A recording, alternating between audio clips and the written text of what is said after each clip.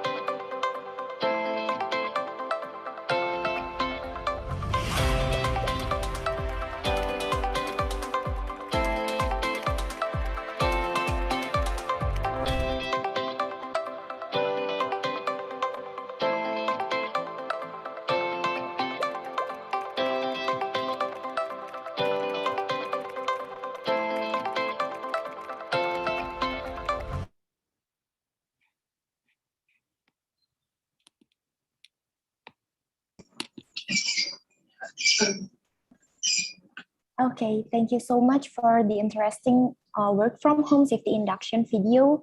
I hope all the participants will follow those safety inductions. And I hope all the participants also can maintain the ergonomic position and increase their safety and health during this webinar event. Okay, so let me open this agenda, our webinar today, under the title, The Risk Assessment in Occupational Health and Safety webinar, held by Occupational Health and Safety Department Faculty of Public Health, Erlangga University. To the Honorable Dean of Public Health Faculty, Erlangga University, Dr. Santi Martini, Dr. Amkes. To the Honorable Head of Occupational Health and Safety Department, Erlangga University, Dr. Abdul Rahim Tualeka, Dr. Andes Amkes. To the Honorable Head of Occupational Health and Safety Masters, Erlangga University, Dr. Indriati Paskarini, SH Amkes. To the honorable speakers, Professor Dr. Rafi Baharudin from UPM Malaysia, Dr. Eng Yi Guan from UPM Malaysia, and Professor Tri Martiana from Erlangga University. First of all, this webinar is one of Occupational Health and Safety Department Student Inbound, also Student Outbound program, which is attended by both of Erlangga University students, especially occupational health and safety students, and also University of Putra Malaysia students. So before we start, let me introduce you the inbound student from University Putra Malaysia. Welcome my brothers and sisters, Nur Arafah Hanim binti Maut Nasir, Nur Farahida binti Maut Zulkifli, Karumi binti Kasim, Fatin Nur Atirah binti Yahaya, Siti Sarah binti Cherry, Muhammad Sizwan bin Omar Syah. Welcome to our webinar, especially held by Occupational Health and Safety Department and Erlangga University. Ladies and gentlemen, before we start our agenda today, let's open this webinar by singing Indonesia's national anthem, Indonesia Raya, and Erlangga hymn. To all the participants are kindly requested to stand up. So we sing Indonesia Raya and Erlangga hymn.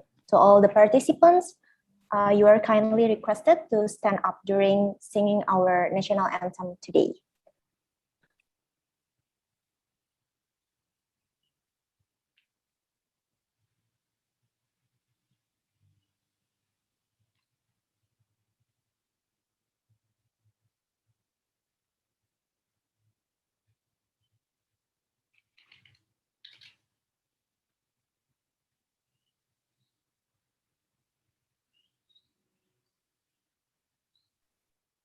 Okay, for the student that has been on duty on playing the Indonesia Raya video, the floor is yours.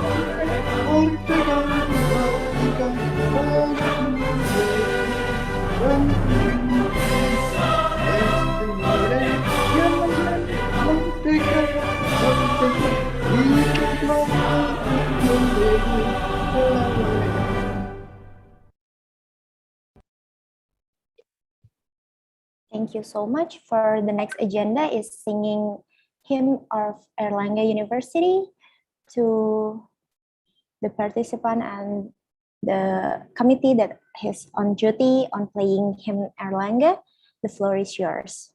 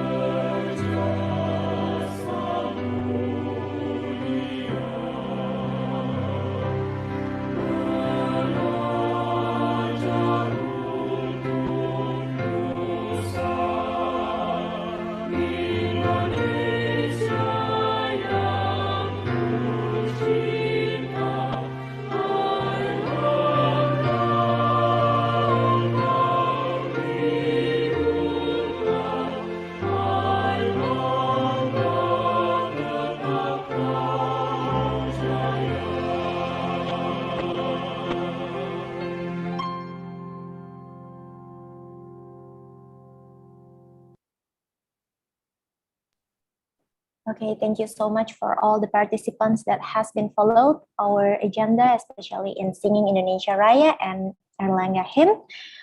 So we can hope up to the next agenda. So the next agenda is the first speech delivered by our Head of Occupational Health and Safety Department to Dr. Abdul Rahim Tualeka, Dr. Andes Amkes. The floor is yours.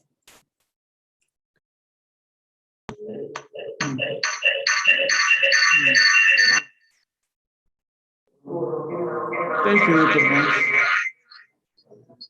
Assalamualaikum warahmatullahi wabarakatuh. Alhamdulillah.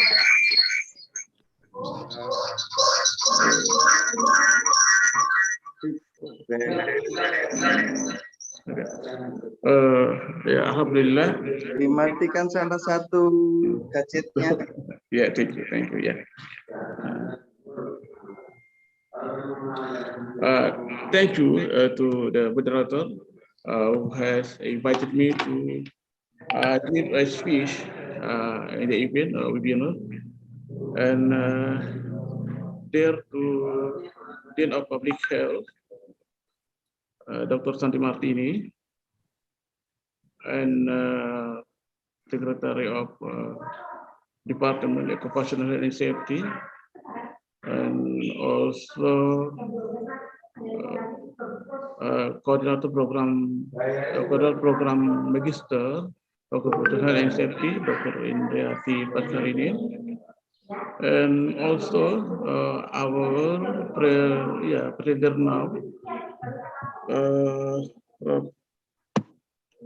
I'm sorry, Professor Dr. Tri Partiana, and Professor Dr. Rafi Baharudin, and Association Professor Dr. Eng Iguan from University Putri Malaysia. According with the theme of webinar now about readjustment of occupational safety and health, I think it's very important to increase our knowledge about risk analysis, especially in risk assessment. We know that risk assessment is basic science in risk analysis, and I think it's very important to know about risk analysis, and also to control accident and work-related disease, and then I hope participants, especially students, that attended in this webinar, to take high participation in this seminar, and also can apply in their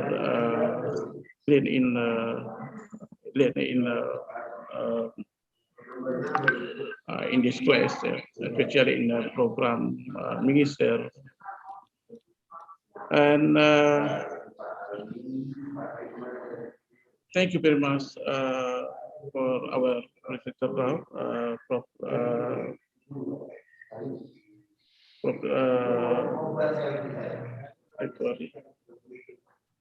Rat Barudi, and also Dr.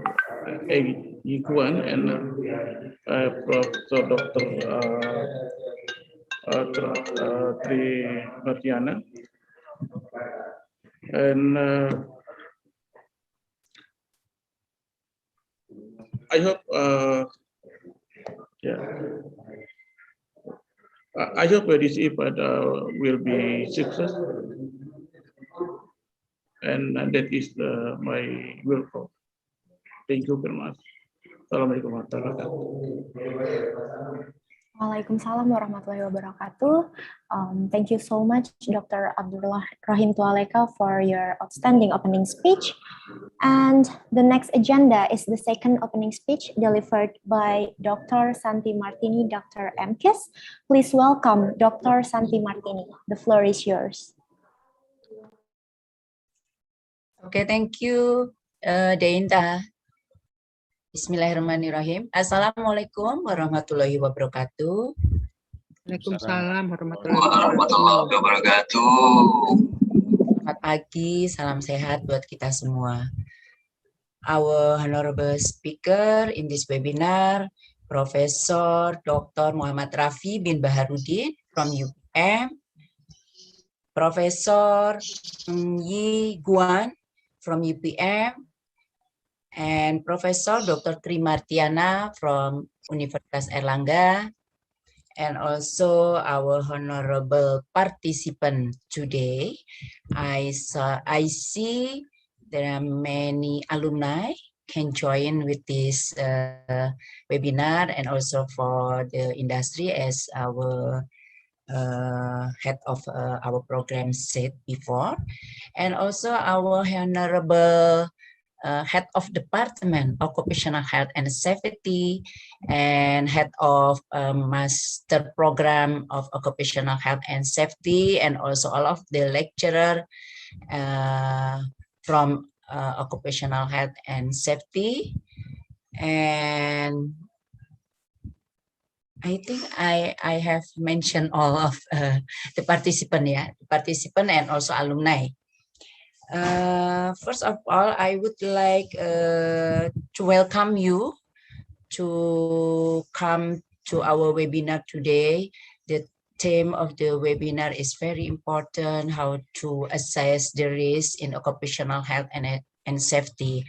I think we all agree with this topic. This topic is very important, not only for, I think risk assessment is not only important for occupational health and safety. I think it's all of situation in our organization. I think risk assessment is very important, but especially in occupational health and safety, this is very important because we know about what we call the danger. If we did not put this topic or this what we call this topic in our daily life, especially in occupational situation, and we already know that almost 2 years we are living with a COVID-19. So especially for us from university, for almost 2 years we always sit. We did not walk around the class because we know that almost 2 years we did not offline learning, offline teaching learning process. We have online teaching learning process. So everybody involved in the teaching learning process always sit in almost 2 years. So I think this situation is very important to educate the people how to sit properly and right, as the video showed before. So from the video I know that previously I did not aware how to sit properly, how to sit correctly. So I think this topic is very important. So everybody have to know how to assess the risk in occupational health and safety. So thank you very much also for the committee to prepare this webinar. So we can conduct this webinar today. And also I would like to many thanks to Professor Rafi and also Professor Yi for providing your time today to share your knowledge and or your experience about risk assessment in occupational safety and health. And we hope that we hope that we can develop more joint activity between University of Erlangga and UPM, such as not only student exchange or staff exchange, maybe we can have joint research or joint publication in the next or in the future. So Dr. Rohim and Dr. Indri, please to keep the communication with our partner from UPM.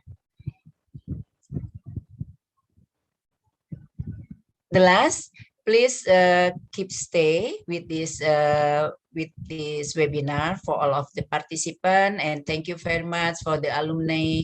For the alumni can join with this webinar. I see there are many alumni can join with this webinar, and also keep stay for all of the participants, because this topic is very important, and we hope that all of the participants can disseminate what we get from this webinar. Okay, thank you very much once again for the committee, and enjoy the webinar. Wassalamualaikum warahmatullahi wabarakatuh. Waalaikumsalam. Terima kasih. Mama, terima kasih Prof. Raffi, Sama-sama. Prof. Yi, also Prof. Tri. Matur nuwun, Bu. Okay, thank you so much for the outstanding opening speech from Moderatornya bahasa Inggris semua lihat tuh. Nggak ada Indonesia yang ngomongnya. delivered by Dr. Santi Martini, Dr. Ankes, and I hope this webinar will give you some benefits that will guide you how to assess your risk, especially in occupational health and safety. Okay. The participants, please kindly mute your audio right now. Okay, thank you so much. So finally, we are arrived at our main agenda, the webinar series that have 3 panels of discussions. Each discussion will be guided by our outstanding moderators. And for the first discussion panel and material will be guided by Ms. Cynthia Yunita Arini, SKM and KK. She is the young lecturer in Occupational Health and Safety Department, Erlangga University. So please welcome our first moderator, Ms. Cynthia Yunita Arini. The floor is yours. Thank you. Thank you, Ms. Dainta. Assalamualaikum warahmatullahi wabarakatuh. Good morning, ladies and gentlemen. Salam. The Honorable the Dean of Faculty of Public Health Universitas Erlangga, Dr. Santi Martini, Dr. Ankes, the Honorable the Head of Occupational Health and Safety Department, Dr. Abdul Rahim Tualika, the Honorable the Coordinator of Study Program, Occupational Health and Safety Master, Dr. Indriati Paskarini, dear all lecturers and honorable all participants of this event. Ladies and gentlemen, I'm Cynthia, the moderator of today's event. I'm very happy to see you here and welcome all of you to this event. The topic of this event today is about risk assessment in occupational safety and health. Ladies and gentlemen, in this first panel session, we will have 2 guest speakers. First guest speaker is Associate Professor Muhammad Rafi. Hello, Prof. Rafi. Good morning. Morning. Yeah, and our second guest speaker is Associate Professor Dr. Eng Yiguan. Hello, Prof. Eng. Yeah. Okay. First, I will read Professor Rafi CV. The technician can share the Prof. Rafi CV. Yeah. Please scroll down. This is Professor Rafi CV. Full name Associate Professor Dr. Mohrafi bin Baharudin. Currently, Prof. Rafi working in Department of Community Health, Faculty of Medicine and Health Science, University Putra Malaysia, also in Occupational Safety and Health Management Office in University Putra Malaysia, Serdang, Selangor. For the field of specialization, Prof. Raffi concerned in occupational health and safety, environmental health, and also risk assessment. Please scroll down. Prof. Raffi has a lot of training certificates such as health effect of hazardous substance, certificate in schedule waste management, ergonomic essential, asbestos, noise, and etc. So much certificate that Prof. Raffi had. Please scroll down. For the professional experience, currently Prof. Raffi become associate professor in UPM, and then please scroll down. Yeah. Prof. Raffi has a lot of publication in international and also in national. Please scroll down. We can see a lot of publication that Prof. Raffi did and published in the media. Please, next.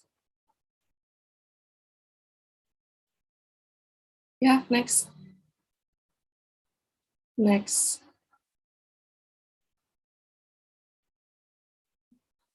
Yeah, next.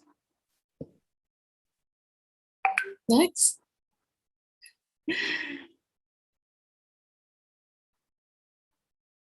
Okay. Yeah. Next, Mas Aksa. Yeah. In 2020, Prof. Raffi got awards from as a Best Research Paper Award International Symposium of Environmental and Occupational Health.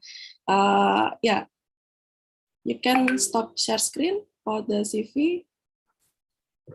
Before the presentation starts, let me tell you how the presentation will go. First, our first guest speaker, Associate Prof. Raffi, will be invited to present the material. And after that, we'll be continue with our second guest speaker, Associate Professor Dr. Eng, to present the material. And last session will be a question and answer session, followed by a conclusion. If the participants have any question, you can type it in the chat box. We will read it in Q&A session, or if you want to directly contact with our guest speakers, you can click the raise hand button when the Q&A session is started. Now allow me to welcome the first speaker, Associate Professor Muhammad Raffi, to make his presentation. For Prof. Raffi, time and screen is yours. Oh, okay, thank you very much, what's your name again? Miss Cynthia, right? Yeah, you can call me Cynthia. Miss Cynthia. Yeah. Allow me to share the screen first.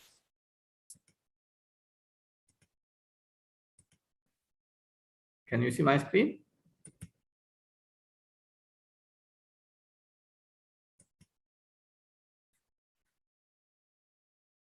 Can you see my screen? Yes. Yes. Yes. Okay. First of all, I would like to say very much thank you to, especially to Professor Dr. Ramatiana for inviting me in the first place. In this webinar on risk assessment in OSH by the Faculty of Public Health Universitas Erlangga. And not to forget to the Ketua Department, Prof. Dr. Abdul Rahim, and the Dean, Dr. Santi Martini, and not to forget Professor Dr. Trias Mahmudiono. Well, it is an honor for me to give this lectures, especially when we talk about the risk assessment. Basically, I am very indeed interested in delivering these lectures. So my topic today will be talking about the holistic approach of risk assessment in the workplace as well in the community. And I would like to apologize because I have a problem to put the background of this seminar. So I have problems with my computer right now. Okay, so I've divided my presentation into 3 different parts. Okay, the first part is on the current issues and then the principle of risk assessment. And at the end, I will conclude my presentation. So now, when I was asked to deliver this presentation, I was thinking about something to relate the workplace hazards and the environmental hazards. As we know that in the workplace, we have many laws that govern the hazard and risk. But what about when we going home and then while we are in traveling? So is there any other legislations or regulations that covers as much as the occupational setting? So therefore, the ideas comes to in somehow rather to integrate how we do risk assessment in the workplace as well as in the community. Now, so what are the contexts that we are going to discuss here? And then first of all, you know, in terms of the environmental, we are looking into the environmental health, whereby the environmental hazard could affect the community. And of course, at the end, it will affect the human health. So we have also a similar kind of hazard if you are looking into the workplace perspective. So we have problems with air quality, we have problems with water quality, we have problems with soil, we have problems with food, we have problems with vectors and the occupational diseases, and we are exposed to all that kind of elements. And not to forget, we also have social problems. We have cultural, belief problems. We have poverty. We have housing problems, violence in the community, land use, so on and so forth. So therefore, I would see that there is a mechanism for us to look into more depth when we do risk assessment. It is not true if you say that if our workplace is very safe, is very conclusive, is very conducive, but when we go home, our community are living in a very hazardous kind of thing. So that is the context that I'm going to, to discuss about the interactions between the workplace safety as well as the community safety. Now, we need to bear in mind that there are 3 elements, okay, that are coping together. That is what we call the environmental health, the behavioral health, and what we are dealing now in our discipline, that is occupational health and safety, or some people might call it occupational safety and health. It depends on the priority that given by the country or the institutions. So if we look at the elements, they are actually linking one another. So based on these elements, we know that we cannot run away from the risk, okay, that posed by the workplace setting, that posed by our environment as well. So we need to look into it. We need to have some kind of methods to assess and at the end to control as to ensure our nations are being well developed and living in a very harmonized society. So I'm going to give some of the examples of how the community affects health of workers. So this is some of the current issues that I would like to deliver in this presentation. And before that, I think this is something good to look at, some of the statistics by the WHO and the ILO as well.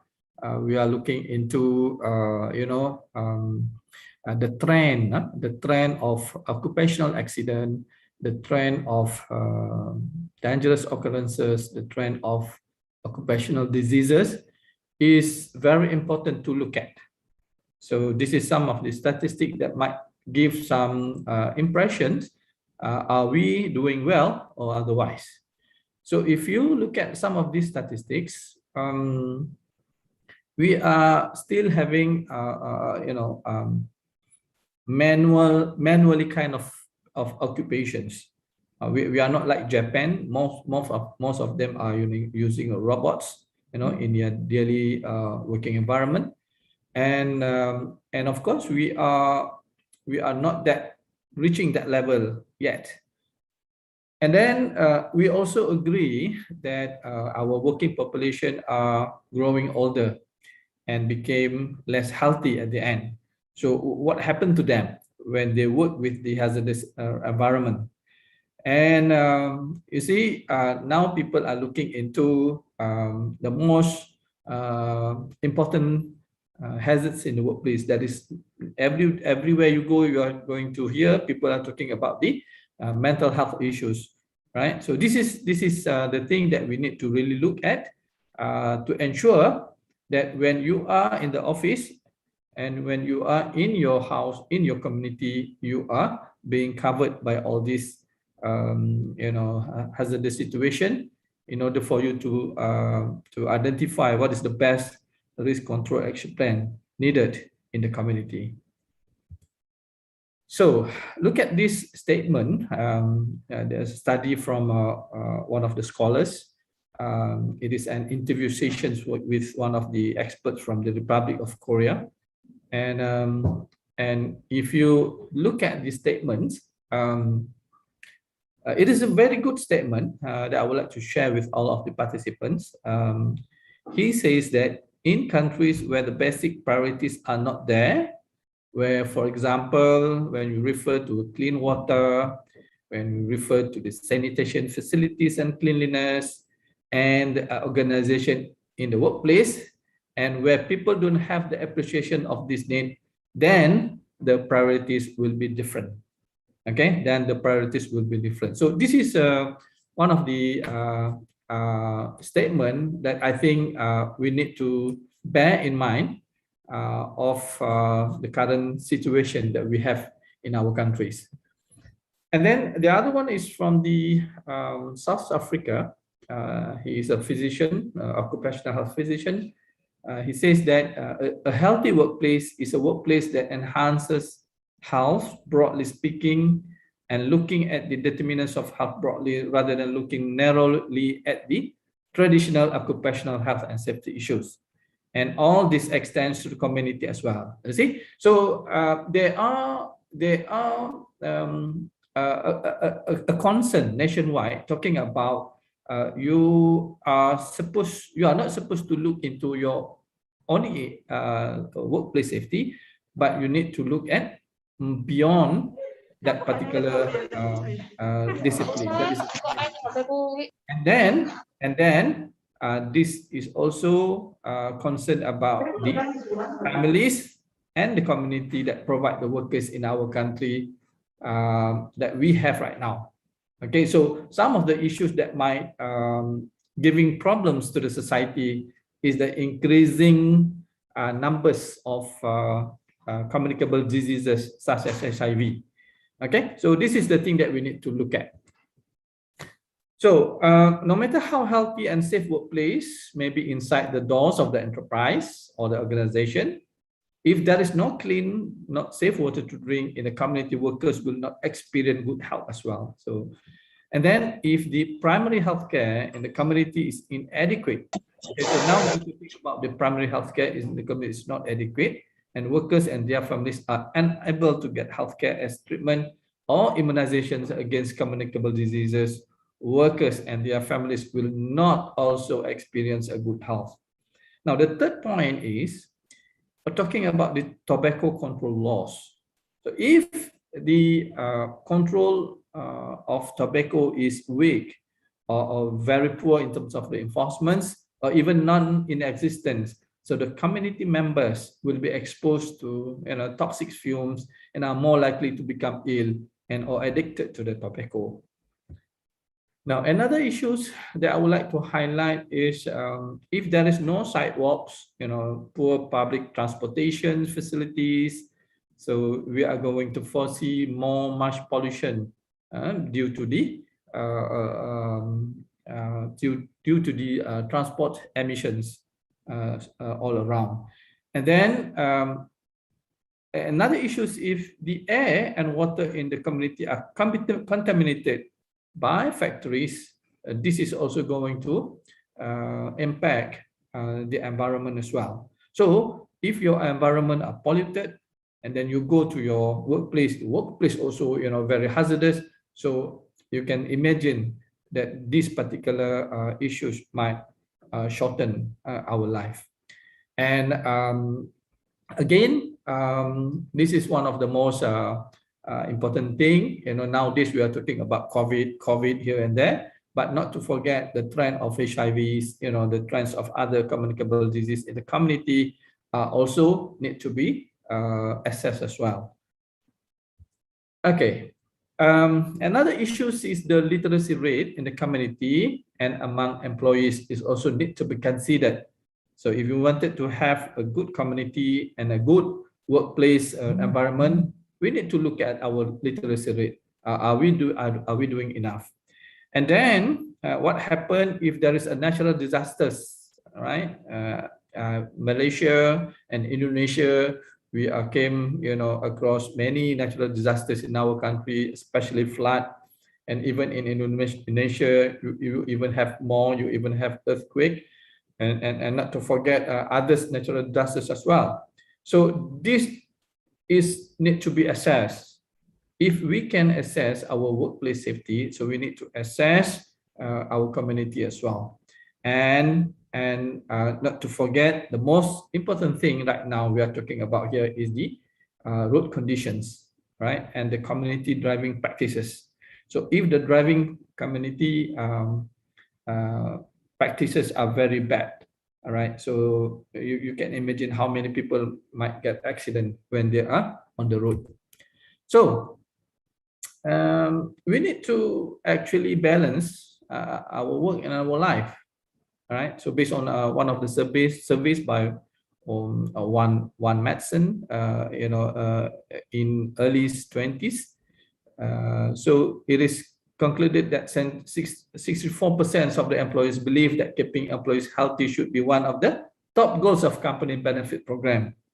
But now, not only that, not only measuring employee satisfaction, but now we are measuring employee happiness apart from the satisfaction. So we need to look at the work and life balance right now.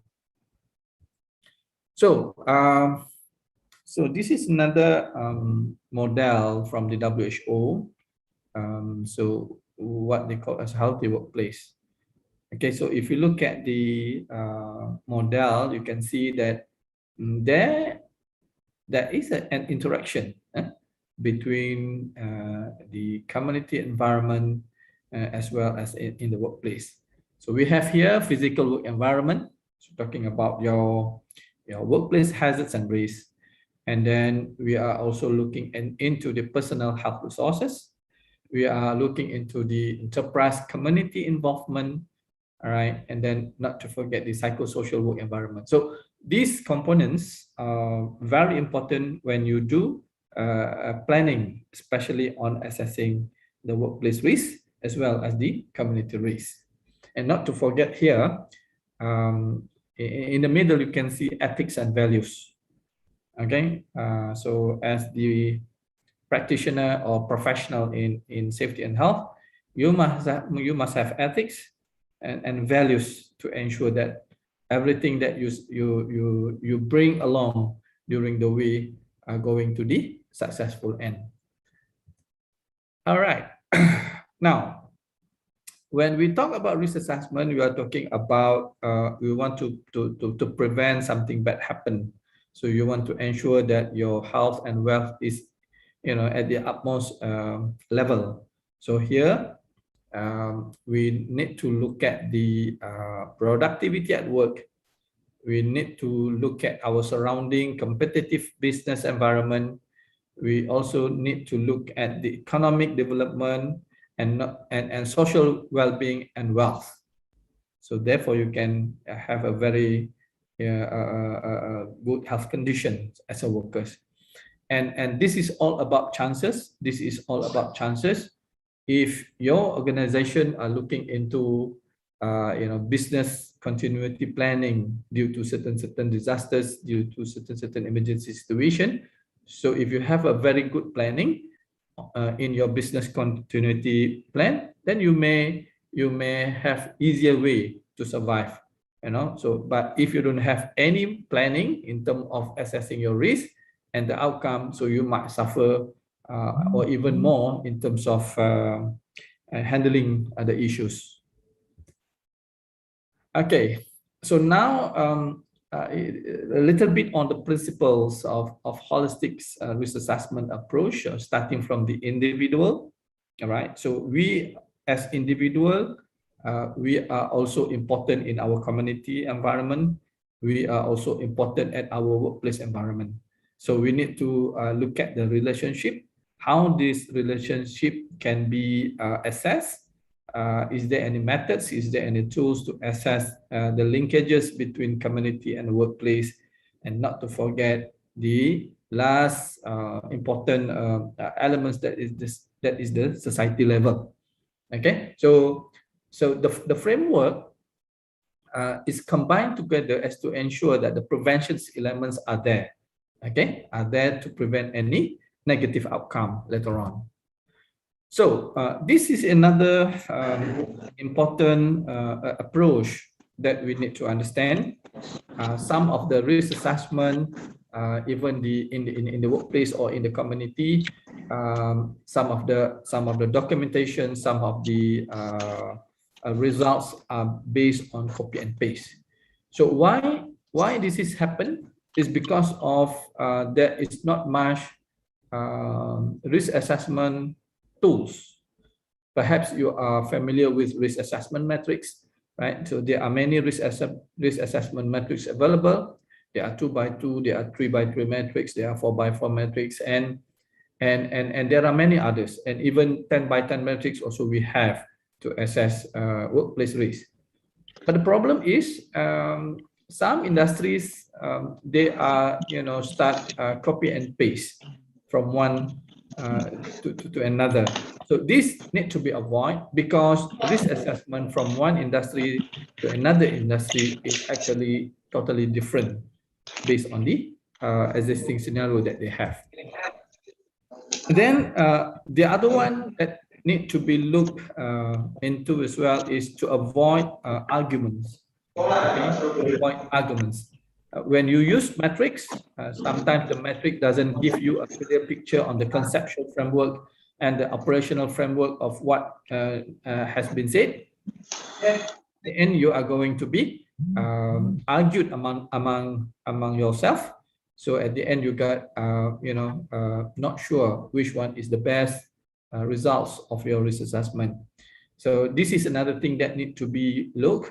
There are angles need to be highlighted, especially on any conceptual and operational definitions of the assessment. Okay, coming back to some of the principles, important principle. I always like these phrases whereby wrong is wrong, even if everyone is doing it. So meaning to say, you must know when you do risk assessment, even in your workplace or in the environment, you must know the tools that you are using, whether the tools that you are using is right and accurate or otherwise. Right is right, even no one is doing it. So this is what we're trying to foresee in the next coming future. Hopefully there are many risk assessment tools or techniques that can support many hazards and risks in the industries and communities as well. Now in Malaysia, all right, we are quite familiar with HIRAC. HIRAC stands for Hazard Identification, Risk Assessment, and Risk Control. And our government are moving forward to have a new way in assessing workplace risk. And it is very specific to certain hazards. and the government are actually looking into a new regulations to regulate the assessment. So the concept is basically based on previous history in risk management process. So if you are familiar with ISO 30,000, right? So this is basically on the enterprise risk management. So if you look at here, there are some terminology that might not be similar to what we have in the occupational safety and health. In this ISO 31000, you can see clearly here in the risk assessment box, okay, you can see risk identifications. So risk identification in business setting, okay, in business setting or in enterprise setting, they are using the word risk identification, whereas in health and safety, we based on the ISO 45000, we are more familiar with hazard identification. So risk identification and hazard identification might giving the same understanding in a different way. Okay, so this is one of the things that support the fundamentals of the process when you assess the risk. Now,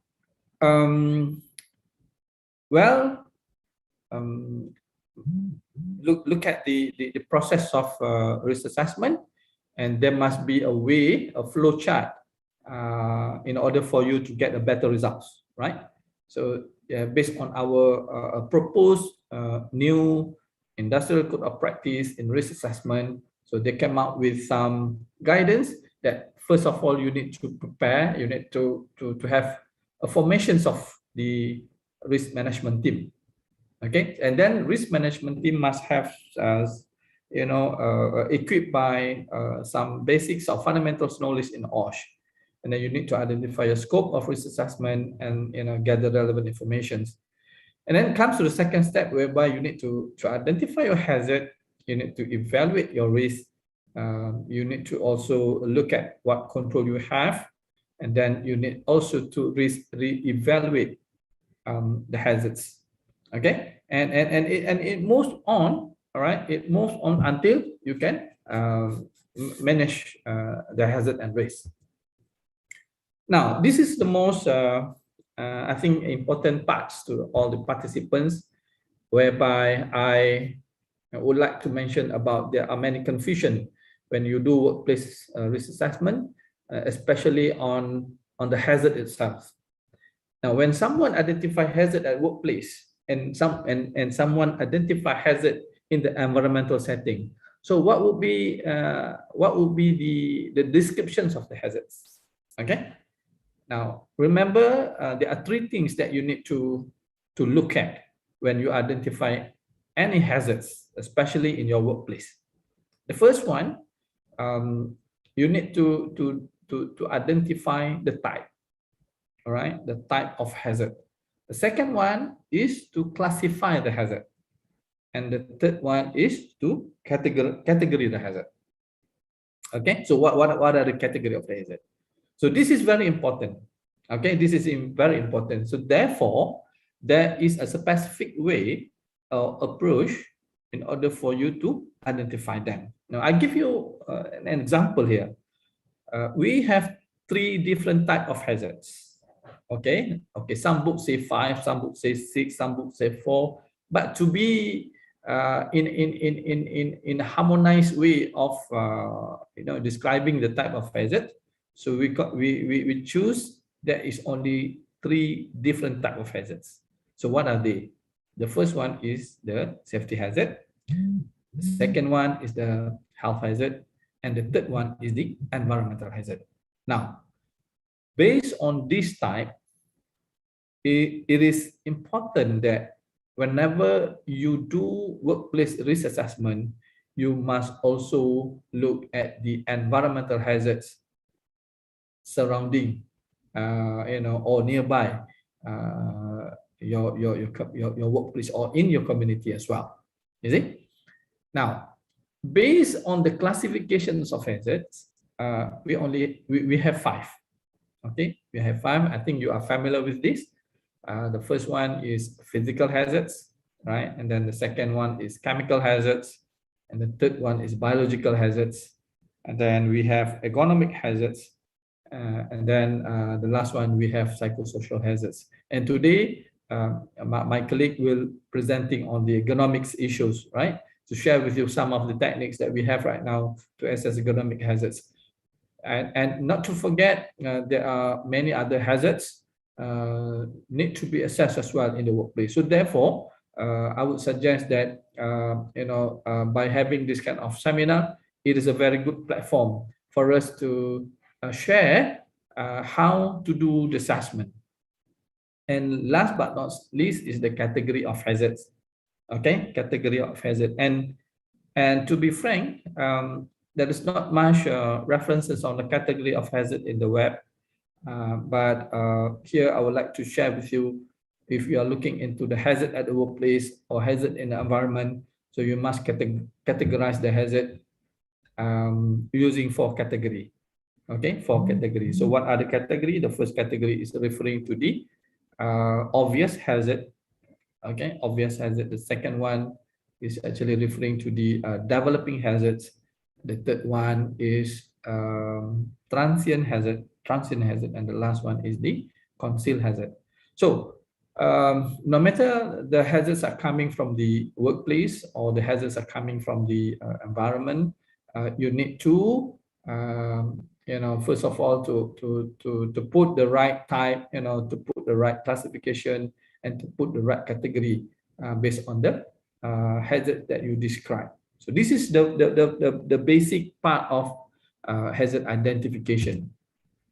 And then not to forget, there are some principles that you need to understand the difference of risk assessment in the occupational safety and the process safety. Okay, so this is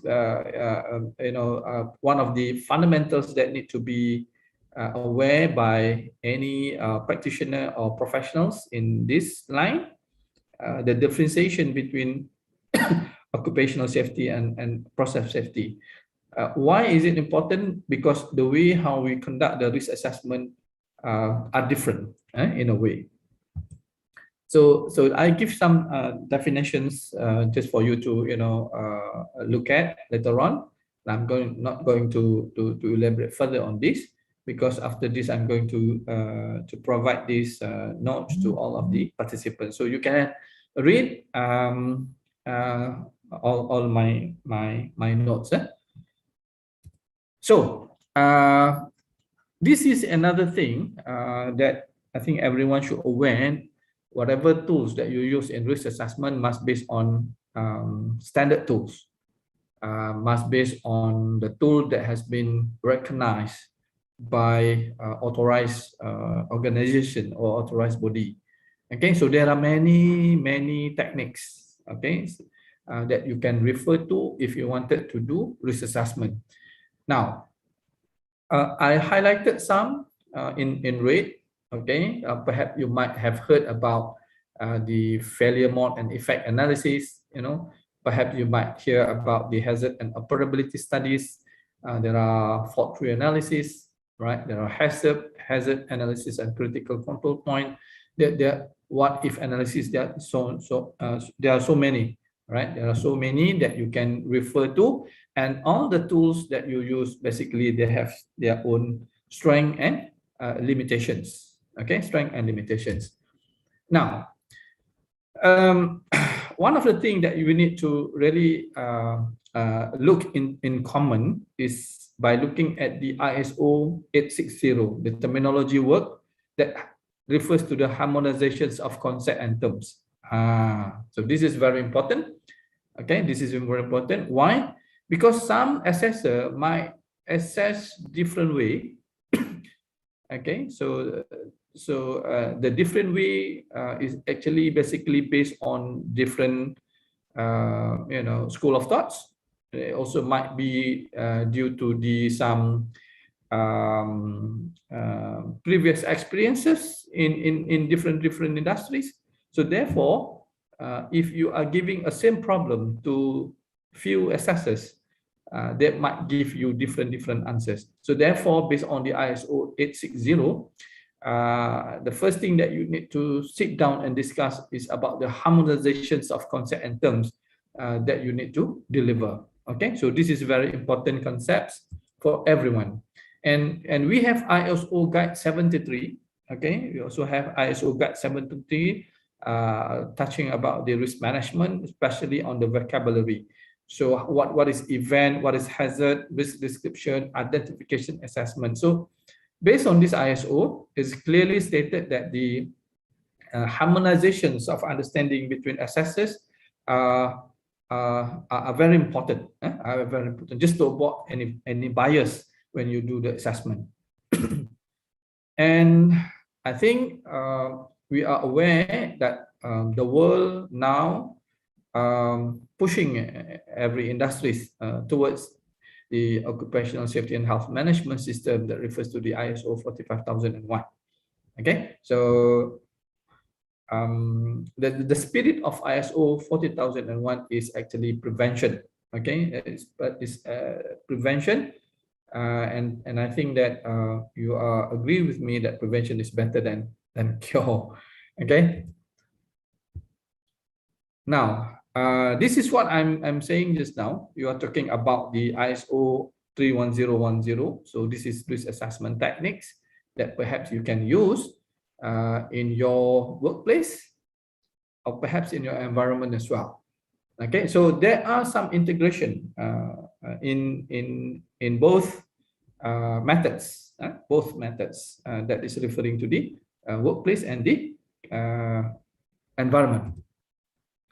Now, I just would like to share some of the definitions that currently we use, the definitions of hazards, and it might be different if you are comparing with other organizations, especially when you look at the even the Australia, the Canadian, and then the New Zealand, right? So they might have different definition. But again, if you look at the Malaysian government, the definitions of hazards are actually referring to situation or source that might cause potential harm in terms of human injury, damage to property, damage to environment, or combination of this. Now, this is interesting part whereby the definition of hazard is actually involving the criteria with regards to the environment.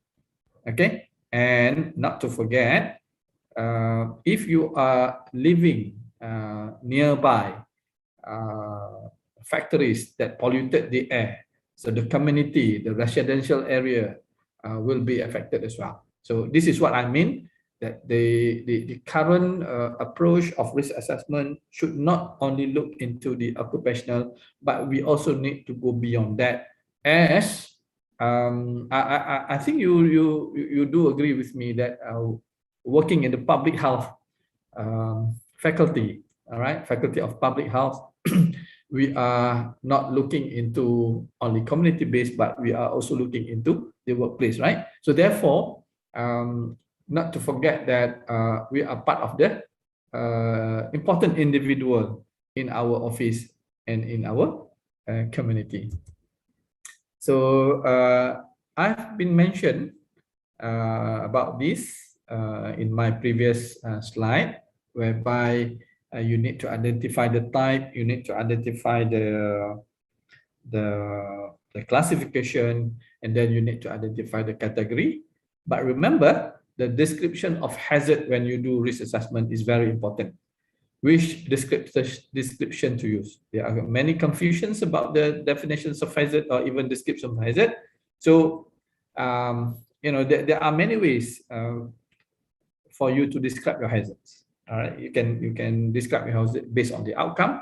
Okay, so therefore you can hear fire hazards, slip, trip, and fall hazards. You can even describe your hazard based on classifications, chemicals, ergonomics, so on and so forth. And then you can also describe your hazard based on your working activity, for example, working at height, or you can even describe your hazard based on the negative characteristics of an object or condition.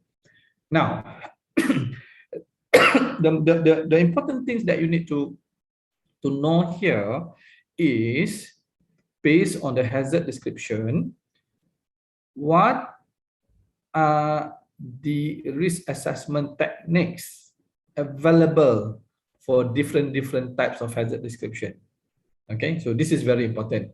It doesn't mean that you can just simply use any hazard description for any risk assessment techniques. No, right? So that is not the answer. It depends on the types of risk assessment technique that you wanted to use. So therefore, from there, you can know which descriptions of hazard that might suits your techniques. Okay. If you study risk assessment techniques, there are many techniques, but some of them might look similar in a way, but in actual fact, they are different. Okay, so this is very important for those who wanted to become an assessor in risk assessment. You must familiar with many approaches in assessing workplace risk or even environmental risk. They look similar, but in a way they are actually different. So this is some of the example failure mode and effect analysis. If you look at the columns, it tells you about the potential failure or potential mode, right? That might affect your operations. And then there is another column talking about the do you have any controls on that particular work processes, and so on and so forth. So this failure mode and effect analysis is one of the ISO method that used in industries, especially in the factory or industrial settings. And this is another one. It just, the forms look similar to the previous one, but this one we call it hazard identifications. All right. So here you can also see the terms hazard here, or what the hazard causes for, and the consequences, the prevention, the severity. So these are the form that normally we use based on the risk assessment metrics that we have.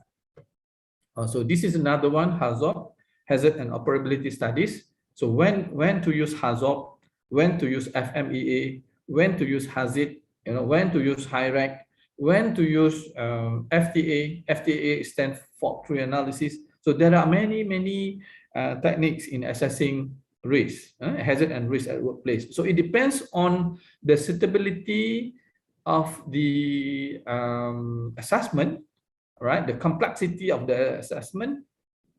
So if you have more data, perhaps you can go for sophisticated technique or systematic technique, okay, rather than if you compare that you don't have data.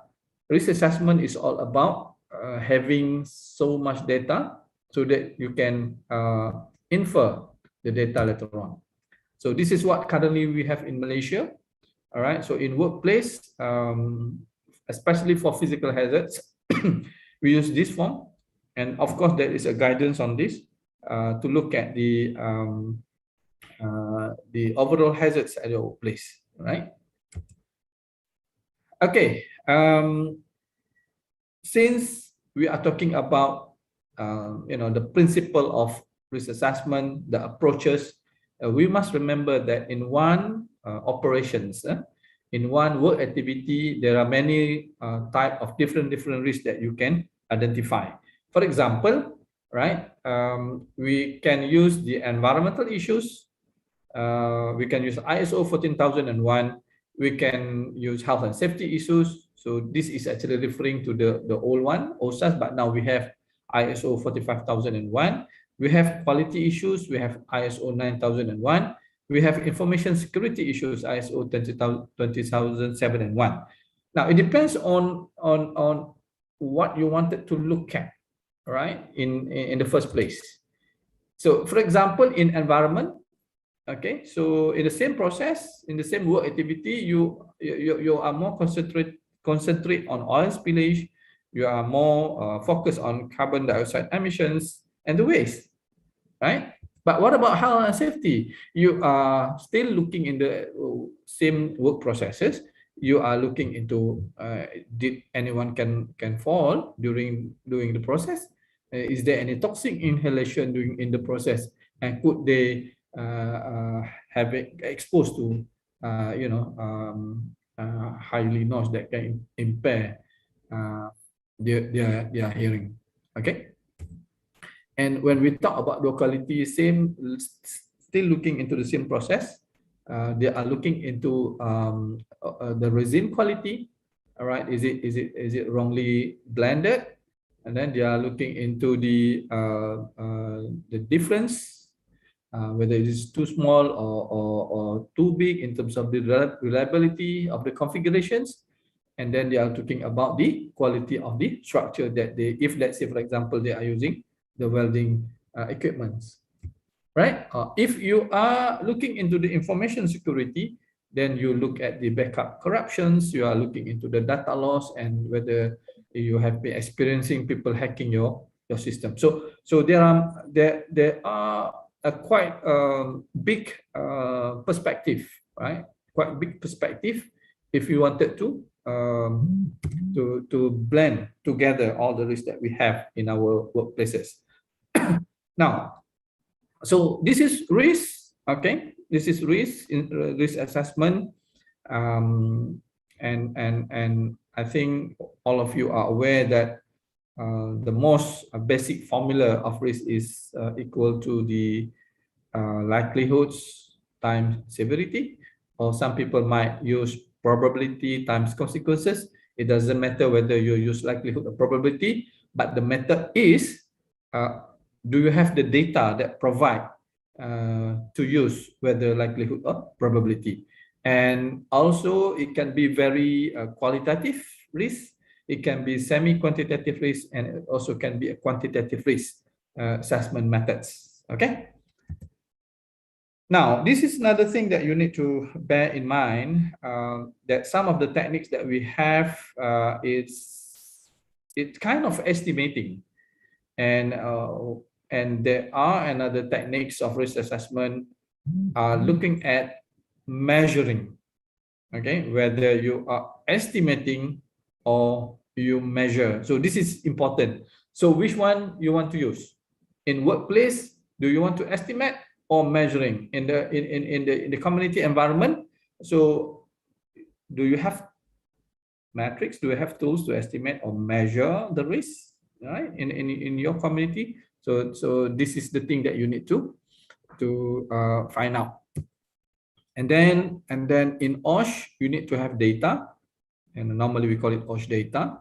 So I believe that you are exposed to many lagging indicators, you know, and then we have leading indicators, or some people might call it the reactive measurements.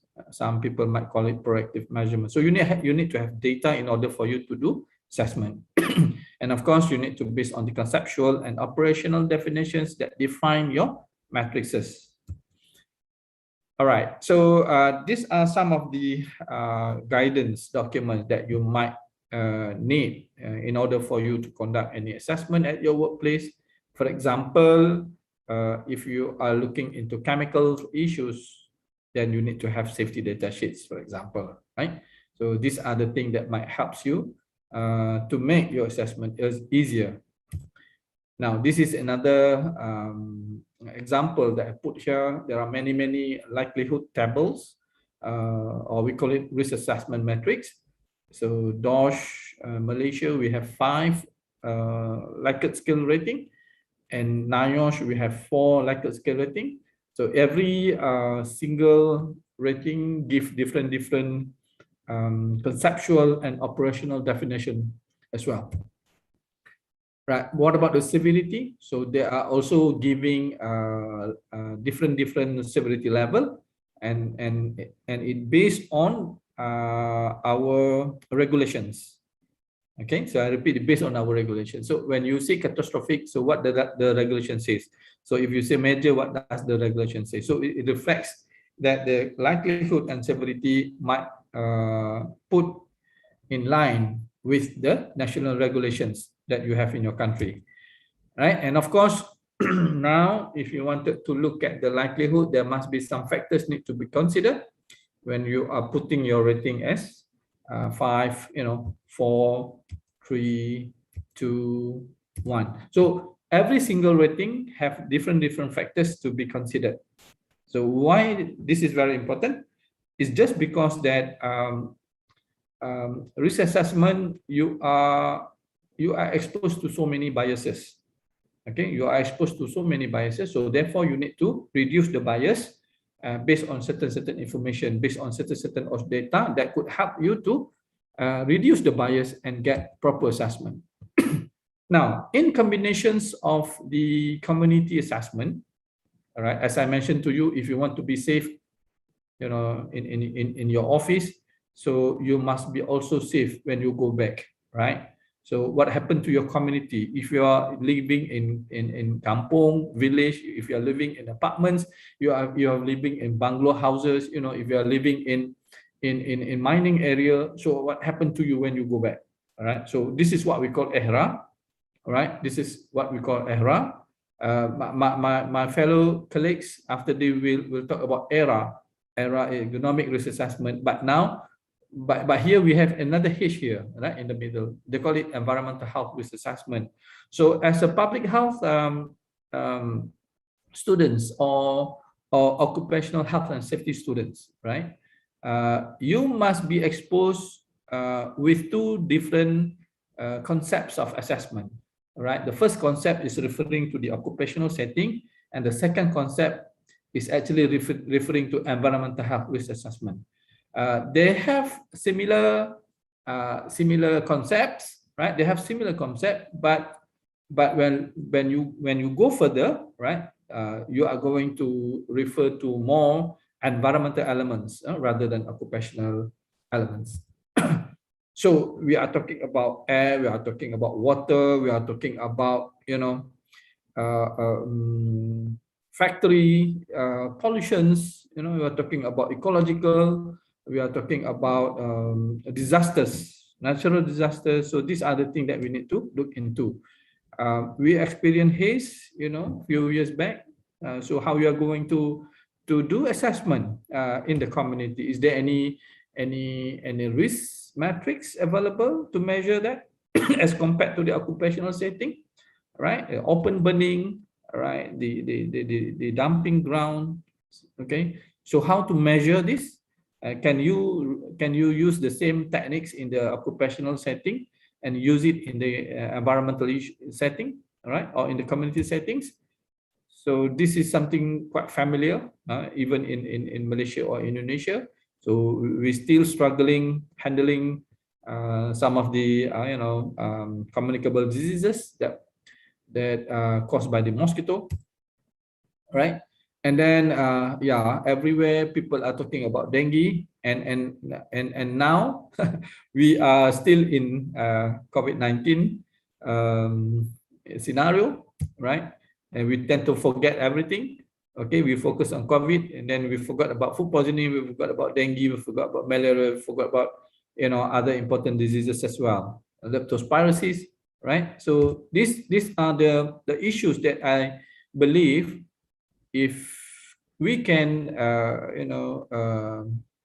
bring it together, the occupational and environment together, and then assess the risk at each level. So we can provide the data to the government that saying that if you wanted to have people in our country living safely, we must do both. Okay, we must do both. We must approach the issues as a holistic approach.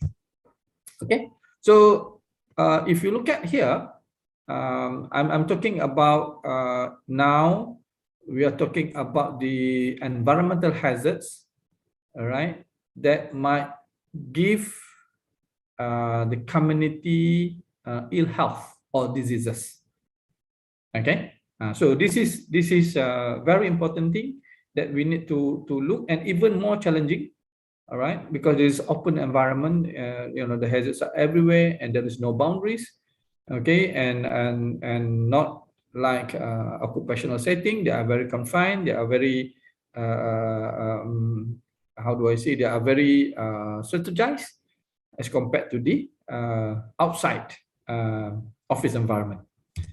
Okay, so we need to look at these issues: air pollutions, water, chemicals, radiations, agricultural practice that we have, the built environments. Built environments is quite important right now. How the built environments can whether increase or decrease, ill health in our community, and not to forget the climate change as well. So these are the stressors that we need to identify.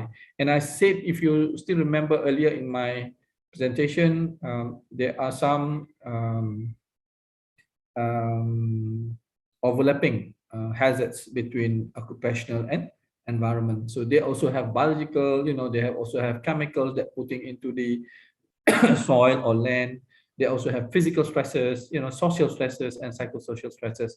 So this is important, and the skills required for you to become the risk assessor for the environmental aspects. Okay, as I mentioned to you, if you wanted to look at the communicable disease issues, how to perform the risk assessment in people who are living in the condominium, in the traditional kampong village, the long houses, the bungalow, terrace houses, so on and so forth. So are they using a same risk assessment approach? Or different risk assessment approach in order for you to get the risk. So when we talk about risk, whether you are talking about the residual risk, whether you are talking about the inherent risk, whether you're talking about the risk ratio, whether you're talking about the relative risk. So there are many risks need to be interpreted based on the community perspective. And these are the model, right, that we can use in terms of the integrations. If you look at here, one of the most thing that need to be conducted, the exposure assessment. Okay, the exposure assessment. So exposure assessment, normally we are looking into the carcinogen substances in the environment. Okay, carcinogen substances in the environment, and the beauty of the risk assessment in the community base is that we need to engage an agent that coming from them. Okay, so a part of the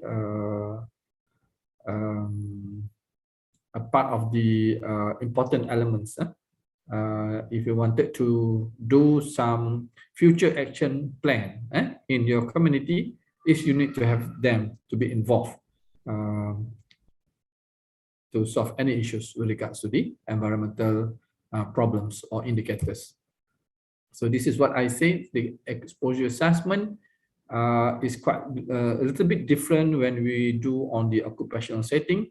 So it is much more challenging when you are in the environment. And then in environment, we have hazard index, right? In occupational setting, we don't have hazard index, right? So this hazard index is actually, they have some values. It should be less than 1.0, right? And then we have another one, hazard quotient, whereby hazard quotient we don't have in the occupational setting, but we have in the environmental setting, talking about cancer and non-cancerous agent that living in the environment. So this is the part, this is the interesting part whereby we can do a holistic approach to measure workplace and environmental as well.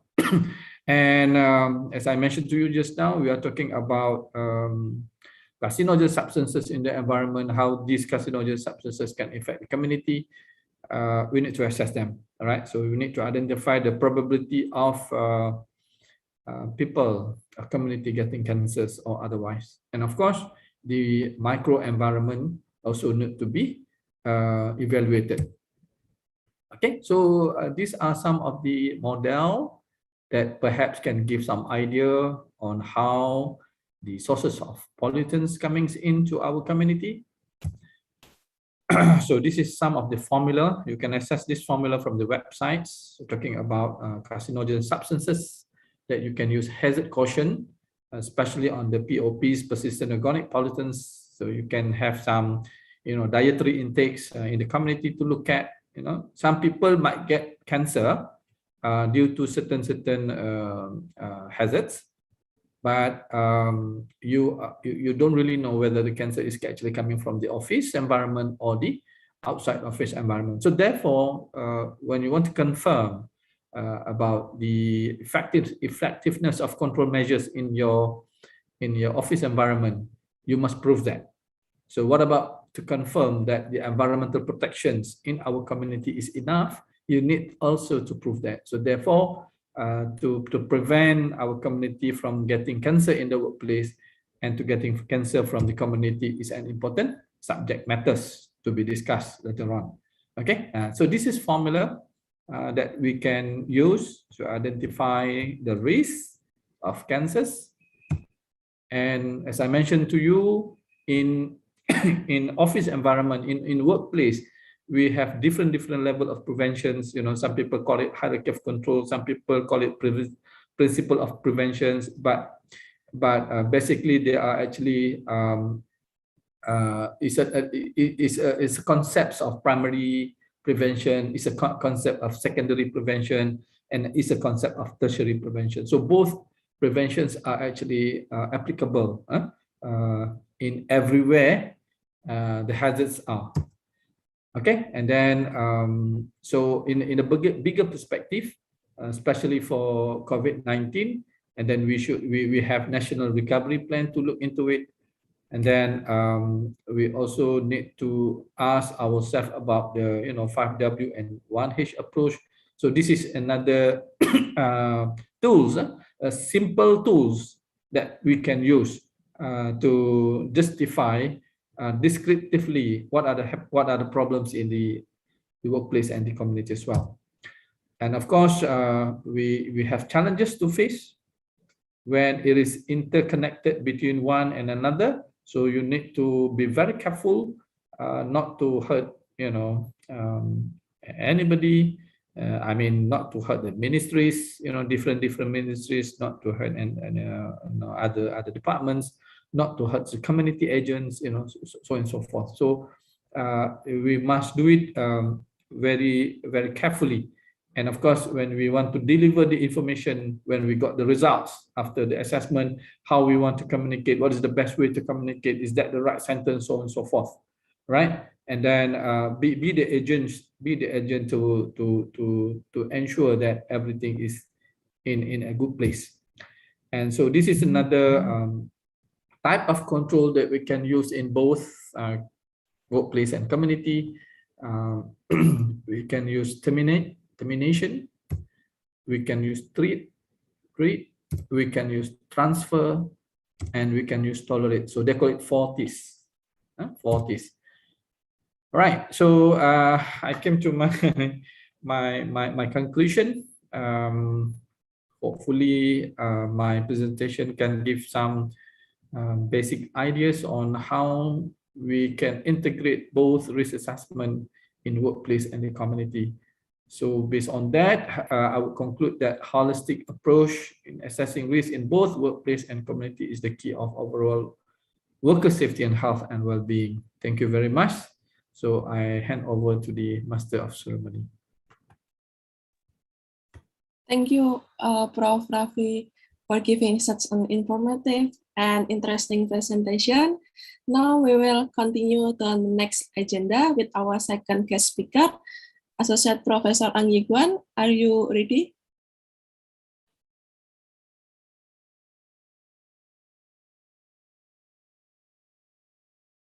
Prof. Ang?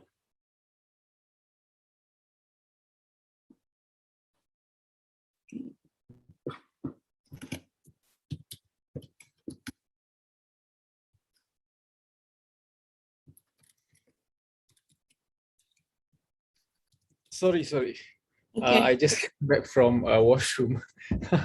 Okay, it's okay. It's okay, Professor Ang. Now I will read Prof. Ang curriculum vitae first. The technician can share the CV of Dr. Ang.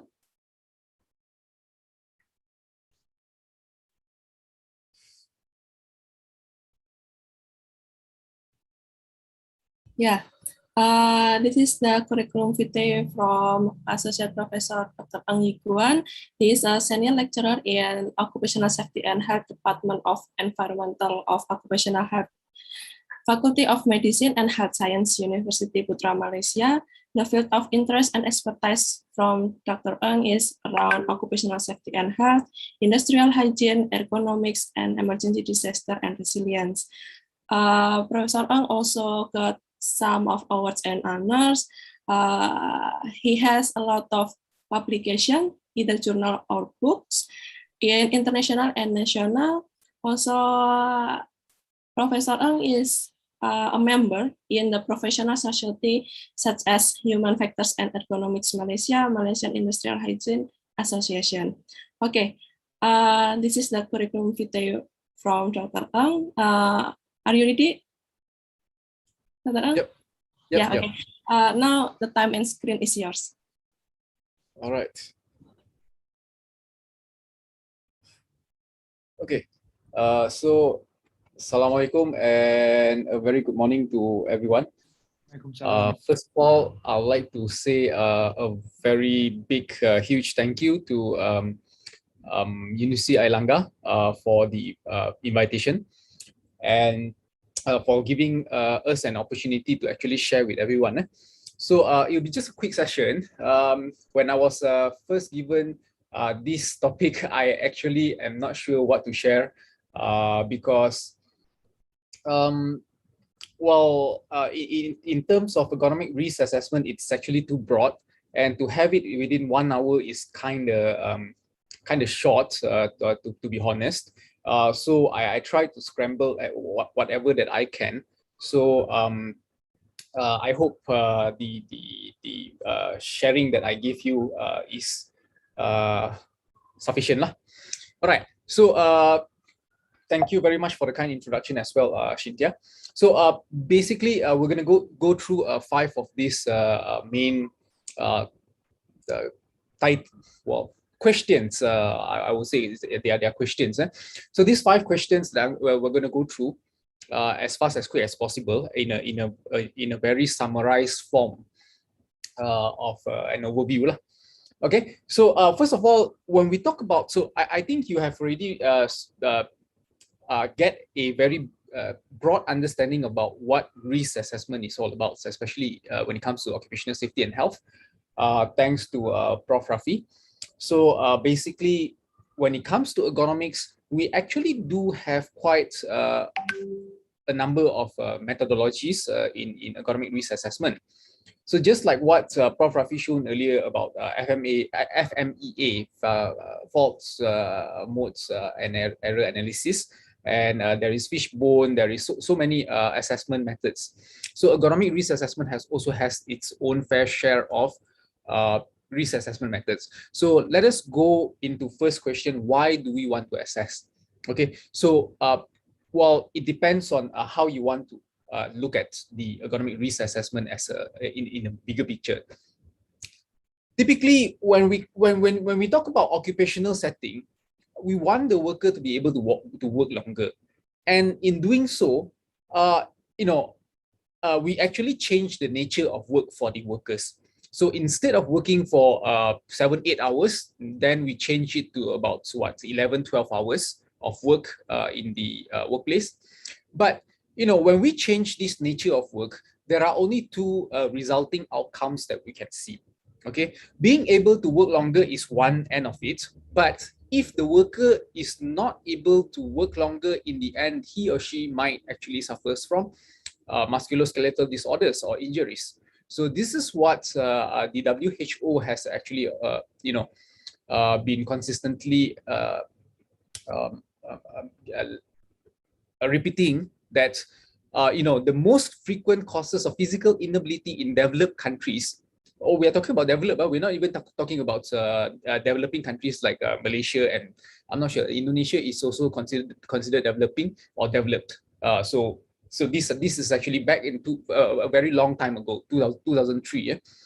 So and of course, when you look at ICOR, International Commission on Occupational Health, the consensus that the goal of workplace risk management should be to prevent or to reduce musculoskeletal risks or disorders. So when we ask ourselves, why do we want to assess? Perhaps the more convenient question is that, what is the use of assessing the workers in terms of ergonomic risk assessment? So when we assess, eventually the final outcome that actually we want to try to achieve is actually on the preventive measures instead of the reactive measures. So by carrying out the assessment, it allows us to take the preventive measures or the control mechanisms in such way that it will actually allow the workers to work longer on this end. All right, so the preventive measures is actually to correspond to the ability to work longer. And of course, if we fail to prevent, and in the end, if the workers actually develop musculoskeletal disorders or injuries, so it will go into reactive measures where we try to avoid the workers from any kind of permanent disabilities or damages. All right, so this is actually why we want to assess. So, but let's take a step back about in looking at what is ergonomic risk assessment. Sorry, I forgot. I missed out the word risk there. So, what is ergonomic risk assessment? So, if you look at the definition, it's actually a very simple terminology.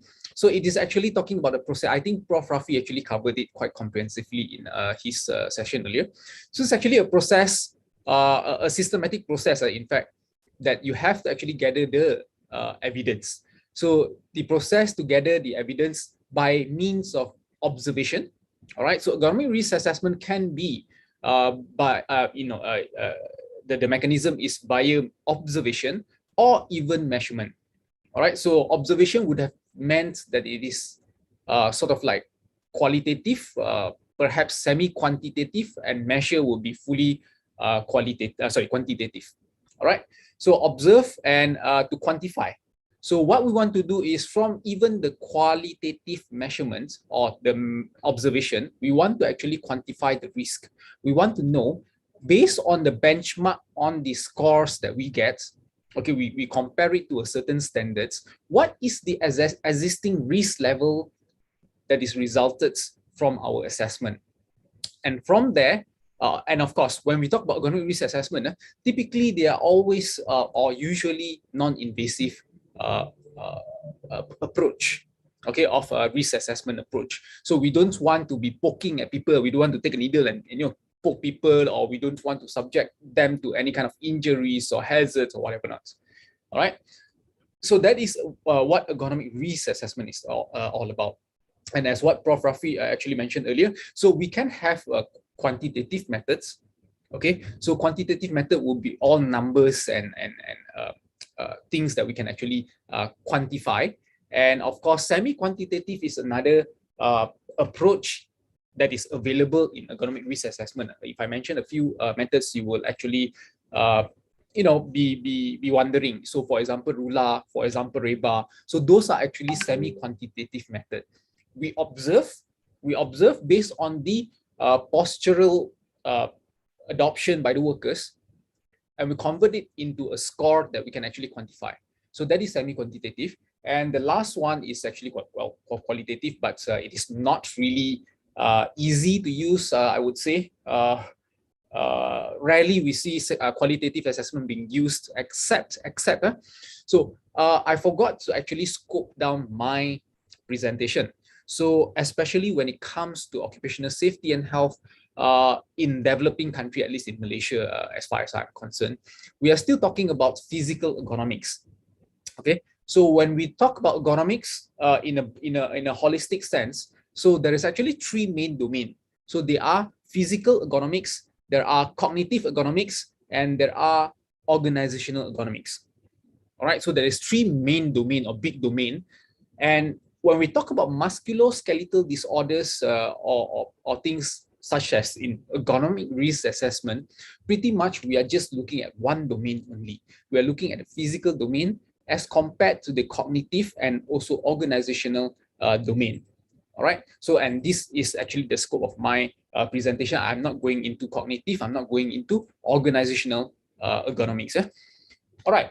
So and when we carry out the ergonomic risk assessment, so one of the most important parameters or criteria of assessment is actually we are actually quantifying what is the ergonomic risk level. Okay, ergonomic risk factors, the level of the risk for the risk factors.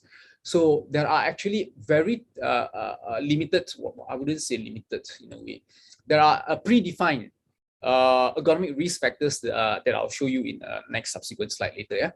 All right. So and that is what we do. So that is the ergonomic risk assessment is all about lah. So if you look into the next item, so who is supposed to assess? Who is supposed to carry out the assessment?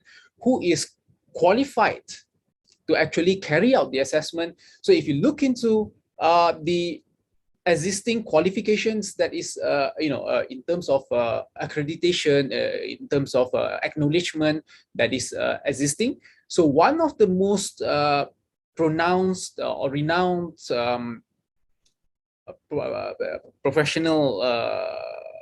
professional development is actually under the United States of America. So the certified professional ergonomist. So that is actually being carried out by BCP. BCP is actually Board of Certified Professional Ergonomics. So they actually have a board, and this board is the one that certify professional ergonomics. And within the structure of certification, that in the US, actually they have three branches.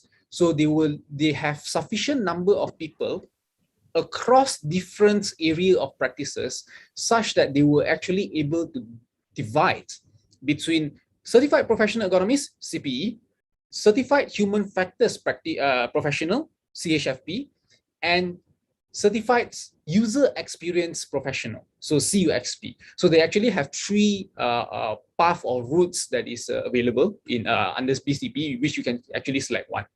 All right. So when it comes to user experience, they are more of the cognitive side of the ergonomics. All right. So, and of course, if you look at some others, for example, European Union. So they have this European ergonomist by CRE. So CRE is later we'll have a look at it. So European ergonomist. So that is in the EU. And in UK, they don't call them as certified professional ergonomists. They call them as chartered ergonomics and human factor practitioners or professionals. All right. So it is actually carried out by this Board of Certified Professional Ergonomists that sits under Chartered Institute of Chartered Institute of Ergonomics and Human Factors. Sorry. All right. So that is in the UK, and of course in Canada they have this CC. Well, if you look at, I'll show you the website shortly. Yeah. All right. And even Japan. So even Japan actually has a JES is Japan Ergonomic Society. So they actually have these committees on the certification of professional ergonomists. So they use the same term, CPE.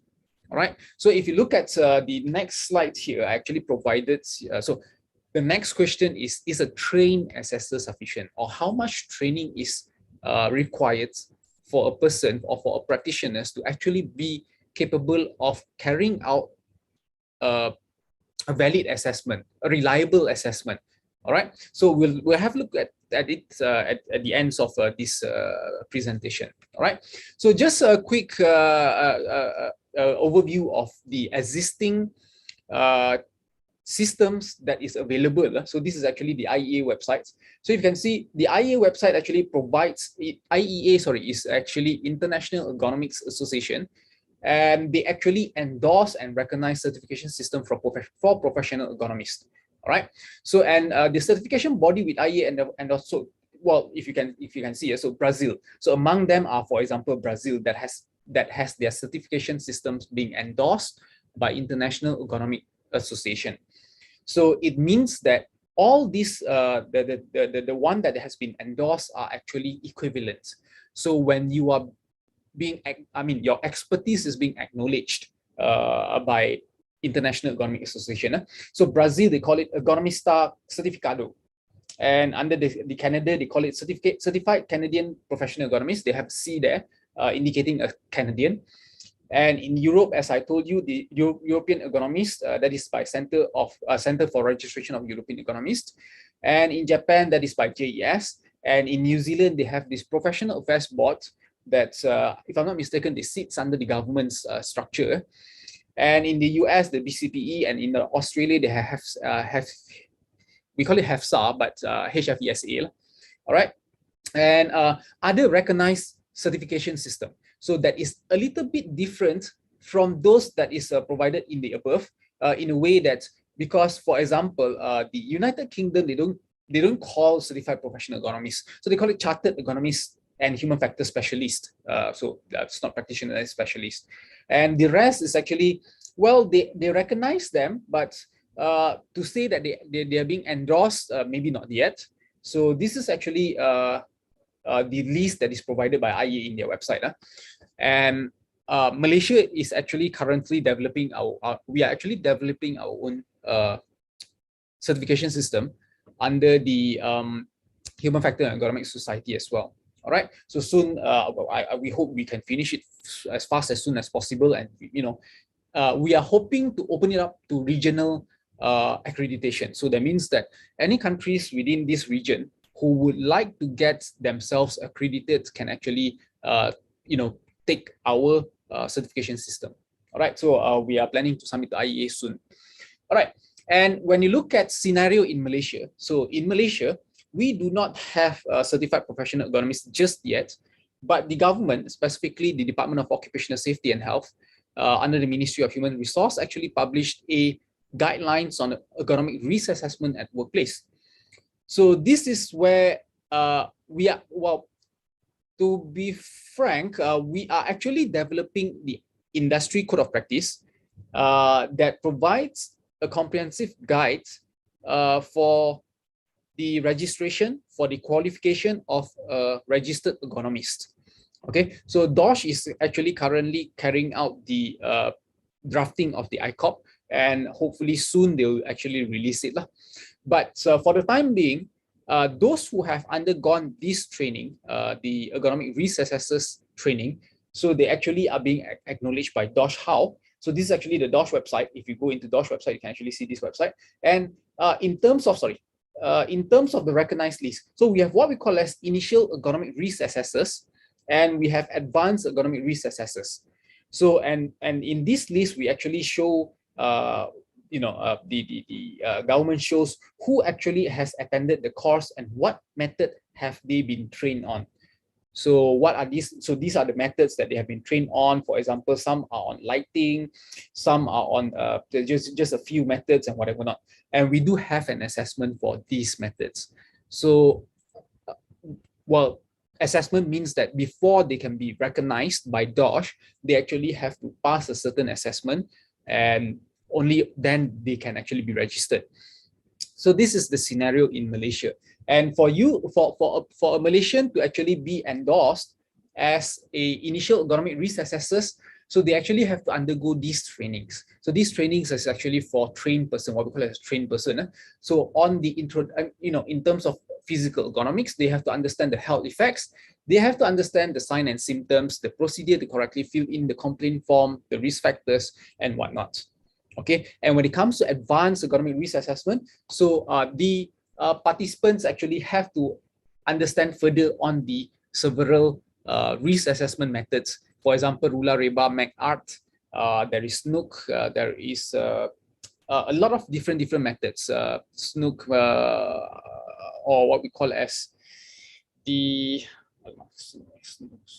Liberty Mutual Manual Material Handling tables, so LMMH tables. And then we have key indicator methods. We have so many other methods, OCRA, revised Nash lifting equation, and whatnot.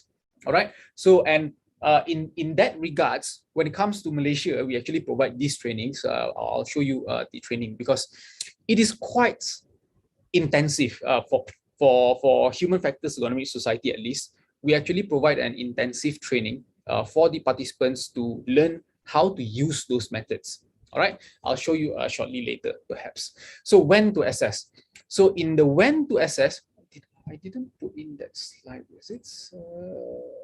Oh yeah, I did. All right. So when to assess? So when is an ergonomic risk assessment is supposed to be carried out? So well, if we look at the theoretical background, okay. So when we look at the workplace ergonomic risk, well, we have workplace, okay, and every workplace has the ergonomic risk factors. And because of the exposure to these ergonomic risk factors, that we can, in a way, it causes workers to actually develop the cumulative development of injuries. Okay, and of course, well, before a person actually get musculoskeletal disorder (MSD) at the end of it, first they'll have the symptoms. They'll show fatigue. They'll show signs of discomfort and whatnot. So based on this onset of symptoms, that it progresses. It progresses in such a way that it decreases the worker's productivity. And once the productivity has, in a way decreased, and when the pain became more and more prominent, finally they have musculoskeletal disorders and they have work disability. So finally they are not able to work for prolonged hours, and they have to go for rehabs, for example. So when we talk about when to assess, so pretty much we want, again, we go back to the theory part, where if it is at all possible, we want to start as early as possible, which is at the preventive measures, the front part of this. As soon as we realize that there are ergonomic risk factors involved, then we should actually already carry out the preventive, the assessment, so that we can plan the preventive measures. And a lot of time, when ergonomic risk assessment is carried out, the assessor always forgets that there are other factors that we have to take in mind. For example, the individual risk factors. All right. So, and because if you look at the framework of ergonomic, the risk factors, so on the left-hand side, we have what we call as the workplace. All right. And on the right-hand side is the person. So this represents the occupational risk factors, and this is actually the individual risk factors. So the individual risk factors actually can consist of age. So age, gender, BMI, past injuries, the physical condition, the psychology, smoking, hobbies, and genetic heredity can actually affect a person's risk or chance of developing musculoskeletal disorders. All right, this is actually adapted from NRC, National Research Center and Institute of Medicine from the US. And I actually added some of the examples in the workplace. So in the workplace, workers are typically being exposed to what we call as external loads. So what happened is that the workers, when they are being exposed to these external loads, in a way that when repetitive motion, when awkward posture, when sustained exertion, when vibration, for example, when the forceful exertion, which is sustained exertion, the static posture, the sustain there, and the environmental risk factors. So this thing actually causes the workers to experience the external load, and this external load actually provide causes internal load to increase. So with the increase of internal load, we are bound to show a physiological response. Either we can actually feel discomfort, okay, discomfort in a way that if our internal tolerance, okay, the mechanical strain that is originating from this biomechanical loading, if the mechanical strain is high in such a way that it develops fatigues, and we did not get sufficient rest, if we do not rest enough, so it will further goes into pain. So pain, discomfort, impairments finally. All right, but of course we will at the point of time we will actually have fatigue, but if we rest enough, so that is where when we look at the assessment, so that is also where we find out how do we improve the situation. So if we have sufficient rest, so it will actually reduces the physiological response and finally goes back to normal. But of course, this is just a external load. What about organizational factors? What about social context that actually concurrently compound or actually cause the increase of the risk of musculoskeletal disorders that is experienced by the workers. All right. So under the Malaysian framework, I mean the ergonomic risk assessment, so we have what we call as this framework where if you look at the top parts, the top part actually looks at the A, B, and C. So the A, B, and C is what we call as the proactive approach. So this proactive approach is that even before the worker actually complained or reported having musculoskeletal injuries or complain of disorders or anything, or we are not being in a way, authorities can also instruct the workplace to carry out an ergonomic risk assessment. So ABC is where the pathway is what we call as a proactive approach. And on the D and E is what we call as the reactive approach. All right. So the proactive approach is before anything happened, we already carry out an employee self-assessment. We already carry out a walkthrough or review the existing record. And the record can come from a lot of different sources. For example, the HIRAC, the Hazard Identification Risk Assessment Risk Control that Prof. Rafi actually shared earlier. Or we can actually look at the previous medical history. So if you look at the medical history, the workers, you can actually look at the statistics and you find that at a certain assembly area or warehouse area, there are a lot of workers that is taking leaves, okay, medical leaves, or they are complaining about, or there is actually slip disc happening. And this is where we want to start the assessment, okay, when to assess. All right, so this is where the Malaysia actually provide this framework. And so that is when to assess. So what is or what are assessed? So in this regards, the assessment of ergonomic risk is actually looking at two primary elements. All right, so when we carry out an ergonomic risk assessment, we don't just carry out the assessment on the risk factors. We want to look at the musculoskeletal assessment as well. So well, I'm not sure whether to say that whether it is fortunate or unfortunate that we have so many musculoskeletal assessment questionnaire. We have Nordic, established by Quarenka back in 1987. We have Dutch, if I'm not mistaken, in 1999 or 2003, somewhere.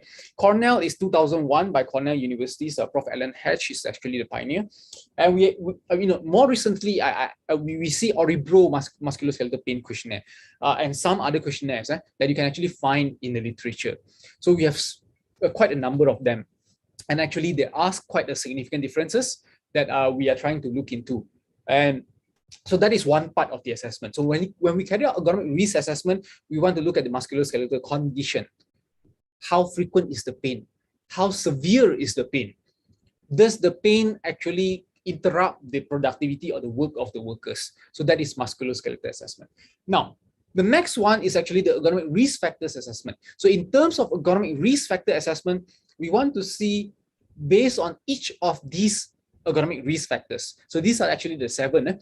So the 7 ergonomic risk factors, which are awkward posture, static loading or static posture, forceful exertion, repetitive motion, vibration, contact stress, and also the environmental ergonomic risk factors. So the noise, the ventilation, the lighting, the temperature extremes. So these are all the environmental ergonomic risk factors that we are talking about. All right. So we actually carry out this assessment. And when it comes to the first 3 ergonomic risk factors that is available in this, the first 4. So the first 4 being awkward posture. Well, I wouldn't say static loading. There is actually a specific method. So awkward posture, forceful exertion, and repetitive motion. There is actually an abundance, I have to say abundance of assessment methods that has been created by a lot of past experts. Okay, if I can share with you this list, right? So this is actually the among the methods that has been developed in the past. So let's look at the one on the left. All right. So the one on the left is the assessment tool. So this assessment tool are, for example, MSD hazard risk assessment checklist. We have Washington ergonomic assessments. We have Washington state checklist, caution and hazard zone checklist. We have ACGIH lifting TLV threshold limit value. We have NIOSH lifting equation, revised NIOSH lifting equation now. We have Snoop tables or Liberty Mutual manual material handling tables. We have MAC manual handling assessment chart in the UK. We have ACGIH half. This is for upper limb. So ACGIH is American Conference of Governmental Industrial Hygiene. HAL is actually hand activity level. We have RULA, rapid upper limb assessment. We have strain index. Now we have revised job strain index. And we have CTD RAM, CTD risk index. We have LUBA, sorry, I don't, upper body. L is upper body assessment. We have OCRA, occupational repetitive actions. We have combined method, which are not, well, they say they are not checklist, but in a way it still seems like a checklist to me. But QEC, quick exposure check. We have REBA, we have mantra, we have OWASP. And these are all the methods that is currently available. And if you look at the currently available method, you will see that these methods, so most of them actually carry out an assessment on the repetition, on the repetitive task, on the force, for example, on the posture, for example. These are actually the three most commonly addressed area in terms of ergonomic risk factors. All right. And when it comes to the body parts, so they actually address neck and lower the back, actually the back part, which is the lower back, the upper back, and maybe the shoulder and whatever not. All right. So this is actually the assessment method that are available. And the time to complete actually medium, low, medium, and whatever not. I would say actually OWASP is not high. OWASP is actually low to medium, but OCRA and revised NIOSH lifting equation is actually should be considered as high. Although it says here low, I disagree completely after learning it, learning the method. It is not low, it's medium to high. I would personally, I'll regard it as high. Okay, and the training complexity required. So this is the training that is being required. So, and if you look at the paper, I mean, if you are able to look at, we do have time, right? Yep, we do have time.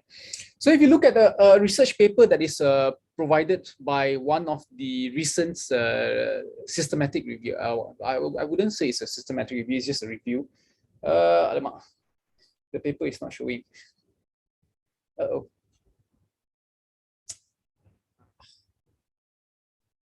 Let's try to load it again. Unfortunately, the paper is not showing. Let me try to get the paper out in the form of PDF.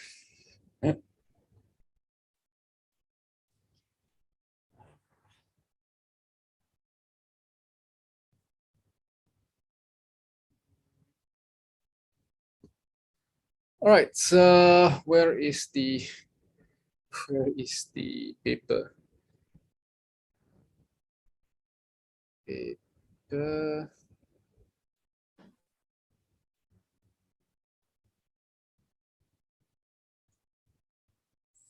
Sorry, give me a moment. Did I not? Oh, sorry, I think I did not actually download the paper.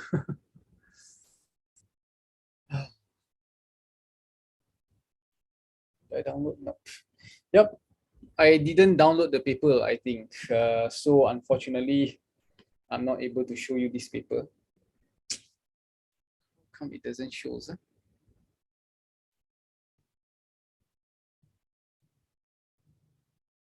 Yep, I'm so sorry. But if you need, I can actually show you the, I can share with you the link to the paper. But when it comes to training, so for the Malaysian, the Malaysians methodology for the risk assessment, so for initial era, we actually provide 2 days training. All right. So in the 2 days training, we include hands-on risk assessment of the methods that we are teaching. And when it comes to rapid tool, for example, Rula, Reba, Mac, and Art, we take half a day for each of the methods, including practice and exercises. And when it comes to repetitive action, we have OCRA, we have strain index, we have revised lifting equation, we have MAC again, we repeat manual handling assessment chart, because when we talk about rapid tool, most organizations will actually be sufficient to learn on the rapid tool, but some may require a much more comprehensive method. So they would like to look at risk assessment for pushing and pulling, for example, what we call as RAP. And key indicator method is actually a German method, and etc. So in terms of environmental ergonomics, we have temperature extreme. So we teach the respondents how to actually carry out a environmental heat measurements, as well as interviews with the workers to look at the heat strain that the workers are actually experiencing. And in terms of occupational environmental noise, this is just a refresher course of 2 days. And in terms of vibration, how to actually carry out human vibration exposure. Lighting and office ergonomics, the same thing. We teach the respondent how to actually carry out lighting measurements. And when it comes to office ergonomics, we don't just teach ROSA. Provided the opportunity, we actually teach them how to carry out anthropometric measurement. And in terms of IQ and ventilation, it's pretty much just a refresher course. So these are actually some of the things that's, the methodology that we actually provide training for. So, but, you know, having given so much training, okay, when you look at the existing risk assessment method, like for example, posture, all right. So just focusing on posture, okay. So I think most of you may have, been aware about Rula assessment worksheets. So how to actually carry out Rula assessment, but perhaps, I'm not sure, is there anyone who may missed out that actually we have another version of Rula sheets? For example, this is the Rula employee assessment worksheet. Anyone use this Rula assessment worksheet before compared to this? Anyone in this group? No? Have you conducted ergonomic risk assessment before, by the way? Sorry, I forgot to check with you all. No? All right. So there are subtle but significant differences between these two. It's the same, it's the Rula, but Prof. Alan Hatch actually, so this is actually by Prof. Alan Hatch. So he actually modified the method. So if you look at the bottom of the worksheet, so he actually modified the method slightly. Okay, and in a way, people might actually miss out that they are actually having some differences. For example, so let's look at the lower arm position. Okay, in this picture, the lower arm position is in such way that up to 90 degree, so 90 degree and above is +2. Okay, so focus on this, focus on this part where +2 is 90 degrees and above. All right, but in the original Rula worksheets that is provided by who is the where's my, sorry, okay, so by the original author, which is sorry, I forgotten the name. Anyone remember? McAtamney and Collette. So McAtamney and Collette actually provided this this scoring for the lower arm. Can you see the difference?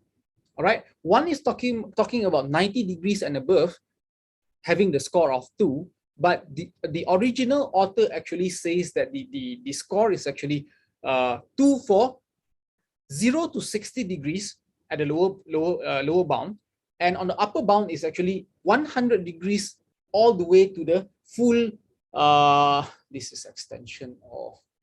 This is not extension. This is flexion of the. Is this flexion? Sorry, I'm weak in identifying flexion, extension, deviation, or whatever not. All right. So in this posture, so that score is actually 2 here. All right. So this is where there are differences that has to be taken care of. Hopefully, it is not wrong lah. Anyone who are using, and this is the Reba method. Okay, and if you look at the methods, well, Rula and Reba is a very good tool, I have to say, because it is very rapid.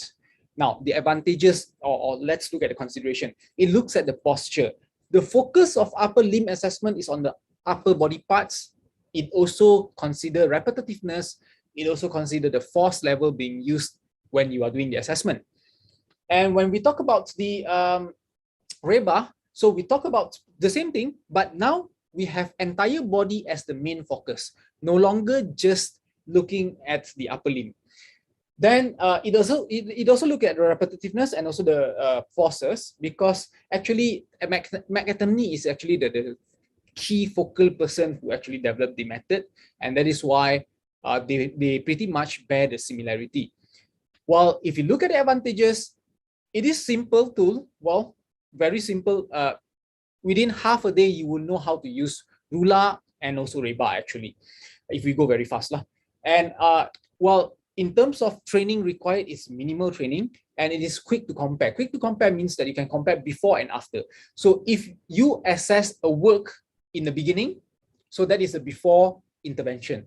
So after you have introduced some kind of changes to the work process, or the work system, or the practices, or the behavior, or whatever not, all right, then you can carry out another post-assessment to compare between previous score and current score. So if the risk actually reduces, then, well, we'll actually pretty much say the intervention is quite effective, all right? But let me ask you this question. When we carry out the Rula or Reba assessment, ergonomic risk assessment, we typically have to actually identify one side. So because if you look at the methods clearly, it doesn't tell you left or right. Okay, so you look at Reba. So Reba for the neck, well, we don't have left and right for neck, trunk, and leg.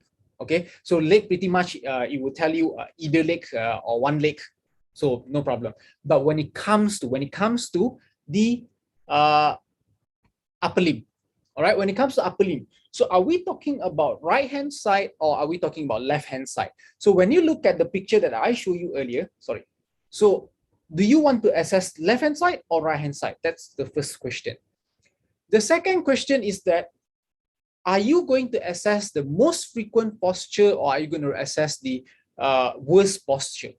Because I can give you a hypothetical scenario that if the worker actually carry out a particular posture once in their lifetime, so during that instances, when you take the picture or the video, that you are so lucky that, you know, in the whole 40 years of his life, he's doing this only once in his entire life, and you were so fortunate to capture this picture, this video, for example, and you carry out an assessment based on this posture. So this is the worst posture. So is the risk level reflecting the entire 8 hours times the entire lifetime that he is doing this work, assessing the worst posture? All right, so that is my question number one. My question number two is most frequent posture. Well, if you are familiar with the oil palm harvesters, all right, if you ask them what is the most frequent posture that you assume, let's say if you take a stopwatch and you follow them the whole day, the most frequent posture that being carried out by the worker is what? What is the posture that is most frequently carried out by the workers? Anyone? It depends on the height of the tree, okay? But actually, they will be standing straight up, walking, looking at trees, okay? The most frequent posture is that they will just walk, and look at the trees and see which are the tree that they actually have to go and harvest. That is the most frequent posture. And are you gonna assess the most frequent posture, which is standing? If the tree is high, then they have to actually look at the trees and see which are the tree that has the fruit that is already ripe enough for harvest. All right. So, and duration of work or the exposure. So the method doesn't actually allow us the assessment of the duration of work And in terms of repetitiveness, RULA and REBA does actually allow us to carry out assessment on the repetitiveness, okay? But it doesn't take into account of recovery. Recovery means that after I did a repetitive task for like 2 or 3 minutes, okay, I will be walking from one tree to another tree for about 5 minutes. A 5 minutes walk looking for fruits to harvest, for example. So within that time, within that 5 minutes, I have 5 minutes of rest for my limbs. So I'm not doing the repetitive task continuously for 8 hours, for example, or more than necessary, for example. Okay, so that is why, you know, in a way. And one of the force level that we actually have to assess when it comes to RULA and REBA is that for category 1, for the score of 1, it is 0 to 2 kilogram. So if it is below 2 kilogram, you give a score of 0. All right. The score of 1 is given for between, sorry, score of 1. A score of 1 is given for weight between 2 kilogram and 10 kilogram. If the weight is between 2 kilogram and 10 kilogram, you give the score of 1. Now, let me ask you, do you know what is the difference between 2 kilogram and 10 kilogram, for example? All right. So if you look at the force level, 2 kilogram and let's say 9.9 kilogram, or in this slide is 9 kilogram. So how much force is required? The 9 kilogram is actually very significantly high. So that's why it is, in a way, RULA is good for rapid, but we have to use it with caution. All right, with caution. And the degrees of tilt, well, honestly, it is very hard for us to actually look at this method and tell and says that, well, if you look at this method, okay, so having the neck extended 20 degrees will have the score of 1. All right, more than 20 degrees, the score of the score of 2. Now, if you compare this with RULA, so RULA has this score of 0 to 10, 10 to 20, and 20 and above, for example. And the score is quite different if you have a look at it. Okay, so of course we cannot compare between RULA and REBA because of the scores in the table. But my question is, why not 15 degrees? Why not 17 degrees? Why not 23 or 29 or 26 degrees of deviation? Why 20 to 60? Why not 30 to 60? So for example, so and because of that, it's a bit tricky to actually say that posture could actually, well, for me, any deviation from neutral posture would have increases a person's risk. Of course, the more deviation, the higher the risk, but we cannot actually provide score for every single deviation. All right, so that is why it's not easy. So that's why if you look at this picture, the same thing. Are you going to assess the left hand side or are you going to assess the right hand side? So the same question. And out of a research that I actually carried out among 121 respondents, okay, I use all 3 methods. I use RULA, I use REBA, and I use OWASP. And I use the same picture for risk assessment. For RULA, for REBA, and also for OWASP. And you can see that the score is actually distributed very with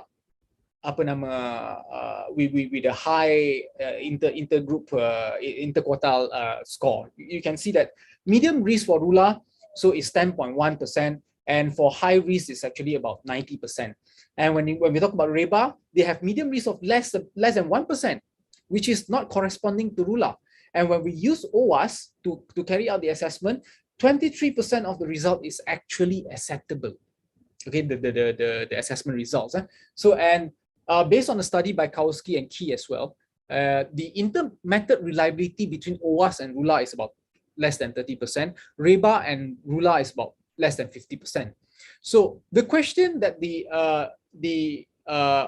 authors actually pose is that, is REBA and OWASP underestimating postural loads, or does RULA overestimate postural load? Because if you look at the score, RULA seems to be overestimating postural loads as compared to REBA and OWAS. But this is my study. My study shows that RULA is slightly, well, in between REBA and OWAS. REBA shows overestimation compared to RULA and also OWAS. All right. So, and this is where the differences are. Now, so that is on the posture. Let us look at a method that is more objective. Okay, something that really used numbers to characterize. All right. So then we have revised NIOSH lifting equation. So the revised NIOSH lifting equation is by far one of the best methods in ergonomics that existed to date. All right. And if you look at this method, we have to actually understand this equation. So first, you have to understand that the recommended weight limit is equals to load constant times horizontal multiplier times vertical multiplier times duration multiplier times asymmetrical multiplier times frequency multiplier times C is suddenly I forgot. A coupling, yes, coupling multiplier.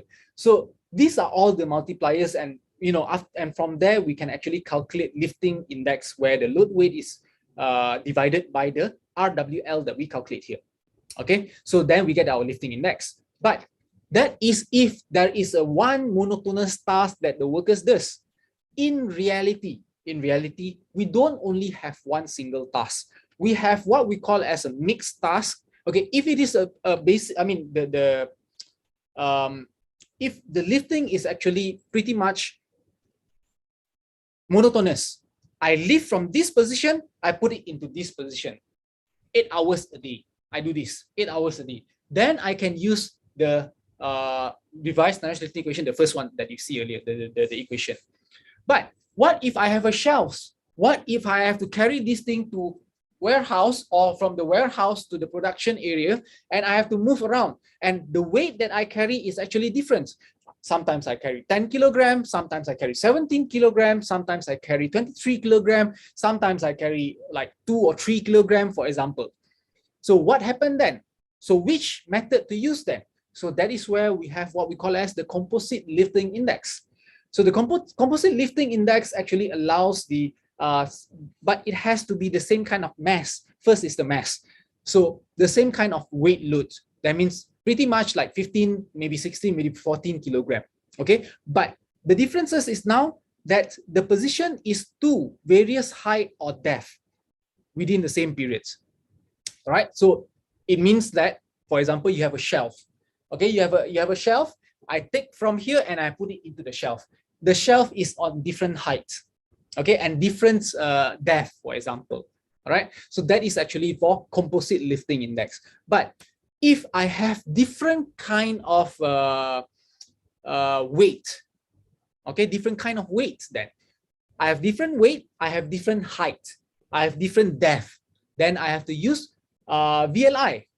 Okay, so VLI is variable lifting index. All right, so variable lifting index. But if I have different kind of weight, different kind of this and different kind of that, then I have to look at perhaps Cooley. Cooley is cumulative lifting index. Okay, and if I do that with rotation, so then you have sequential. So lifting job where workers rotates between 2 or more lifting tasks. It's either mono, composite, or variable in subsequent different period during the shift. So you can use sequential lifting index. So which one are we going to use? So that is, wow, one of the formula for you to actually look at is actually this formula. So if you look at the Cooley or the cumulative lifting index, so the formula provided by the authors is actually looking at the FI, frequency independence composite lifting index, divide by frequency multiplier, and whatever not. So it's plus plus plus plus plus and all the end until the end. So actually, and the same thing goes to VLI and also the CLI, for example. So if I can actually show you the, where is the so this is CLI. This is the paper, and we do have VLI. I just wanted to show you because I have the book, but I need something that is that I can quickly show you the formula, for example. So if you look at the formula, it'll be, I personally don't like mathematics too deep, too much. So, but look at the VLI formula. So STLI, and then you have FI is frequency independent lifting index. Then you have ST is single task lifting index. And okay, so in the end, I will just give up doing the assessment, for example. All right, and if you look at the other methods, for example, let's look at the other method, for example, OCRA. Okay, occupational repetitive action checklist of index. I like both methods actually. I have to tell you honestly, I like revised national lifting equation because it's very objective, very objective. I like OCRA because it's very objective. All right. The problem is that it takes a lot of time carrying out the assessment. All right. So so if you look at OCRA, so we have ATA, actual technical action divided by recommended technical action. How do you calculate actual technical action? You use frequency times duration. How do you calculate recommended technical action? You use the K, which is the constant, or the technical action that is allowed, which is 30. We want to put in 30 here. Then the frequency, the force multiplier, the posture multiplier, the repetitive multiplier, the additional multiplier, durational multiplier, and recovery multiplier. And finally, the duration of the task being carried out. And finally, you get all these things. So you have to first look at these tasks, okay? If you look at this, look at the video. So this is how a packaging of ice cream is being carried out in a factory, for example. So, and as the worker is carrying out the packaging, we try to identify how many technical action is being carried out. So you actually have to play it in a slow motion to identify that the worker actually did, how many actions is there? 40 action, 40 technical action within 37 seconds. All right, so if you can see, so within 37 seconds, the worker actually carried out 40 technical actions. So you have to actually calculate. And that calculation is not really a short period of calculation. So this is 37 seconds video, and there is 40 technical action. And from there, you want to actually look at the shoulder, when the worker is taking ice cream, when the worker is boxing the ice cream lay. You want to look at when the worker is repositioning in the box, the ice cream in the box. You want to see every single part of it and calculate it. And finally, so this is where you actually use a very objective method. You use the scoring, okay? And let me tell you that revised Nash lifting equation and also OCRA, okay? The evidences that they use for the calculation is actually based on epidemiological evidence. Epidemiological evidence means that they are very strong in terms of strength of the evidence. All right. So, but finally, once you get, then you get the OCRA index of 11.2. So, in a way, you have to look at all the way until the end. So, and that is just OCRA index if it is just one task. What about multi-OCRA? Multi-OCRA means that there are actually multiple repetitive tasks being carried out. All right. So then you will have to actually do some calculation, further calculation for multi-OCRA.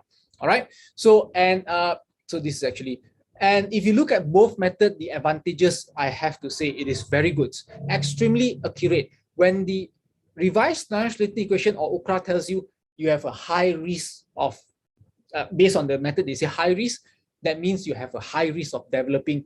For Nash lifting equation is lower back injuries. For OCRA, that means upper limb injuries. Very accurate. All right. But some people, some organization did ask this. Is it waste of time or worse, for example? Because by the time, their argument is that by the time you finish carrying out the assessment, the workers would have already get injured, already go into a hospital, already get surgery and came out and cannot do the work, for example. All right. So it's kind of tricky in that sense. That is why, we have to really be very observant in carrying out these methods, when to carry them out. All right. So how much training? I personally attended training with the authors who actually developed the method. Actually, they are Occhipinti and Colombini. Enrico Occhipinti and Daniela Colombini, as well as their team of people who developed this method. Actually, the one that takes care of the mathematical calculation and the software and stuff.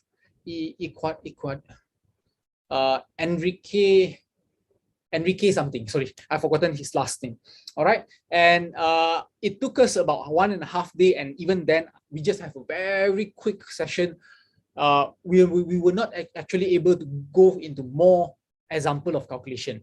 Okay, we would have want to go for, like, you know, can we go to a supermarket, okay, and carry out that assessment, and you teach us how to do the observation all the way until the final calculation. All right, but we don't have that opportunity.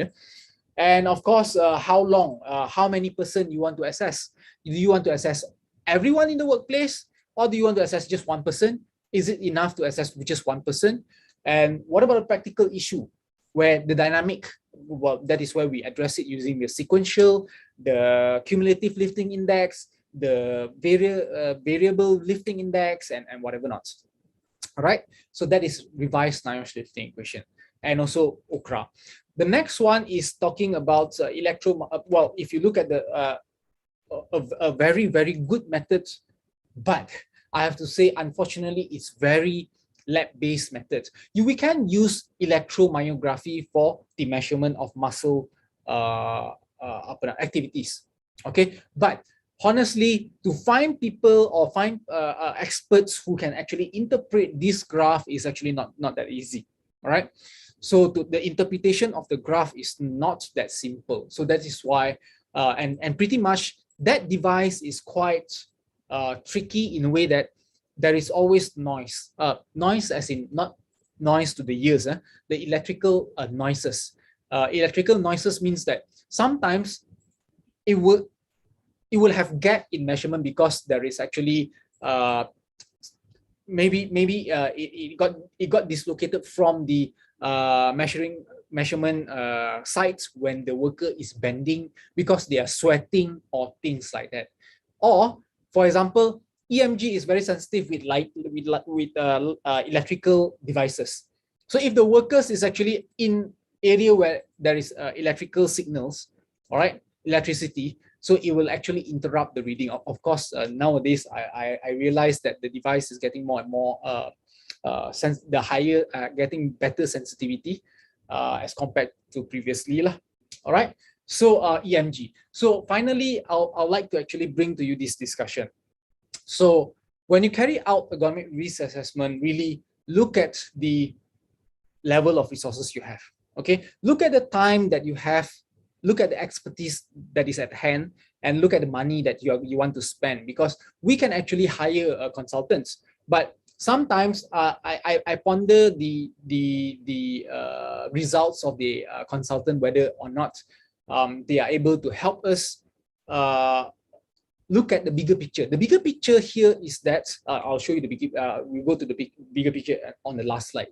All right. So comprehensiveness. Do you want a detailed analysis? Do you want the full result? Or management always asks, don't show me all the rubbish. I just want to know how high is the risk. All right.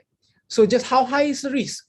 So what is the objective of your assessment? Do you want to actually pay out compensation to the workers? Or are you trying to just tell the management, oh, the risk is high based on these methods? So if then I don't even have to carry out an assessment, I just tell you the risk is high. Okay, fine, thank you. Okay, we don't have to have a detailed report. But if we are talking about compensation, that means worker is going for, they get musculoskeletal disorder, slip disc, for example. Then he's asking for compensation from the Department of Work, for example, or Department of Labor. Then you want to, then the department will want evidence. The evidence that the worker is actually exposed to high risk of manual handling in the workplace. Then we want to have a detailed, comprehensive assessment report.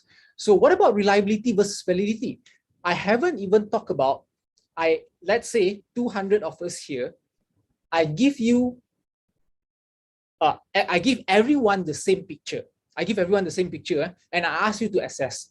Everyone will tell me a different score. For example, okay, let's say Rula have 7 score. Perhaps we will have 7, 6, 5, 4, or maybe even 3. So some will tell me the score of Rula that you do the assessment is 3. Some will say 4. Some will say 5. Some will say 6. And so that is where the reliability, the inter-tester reliability.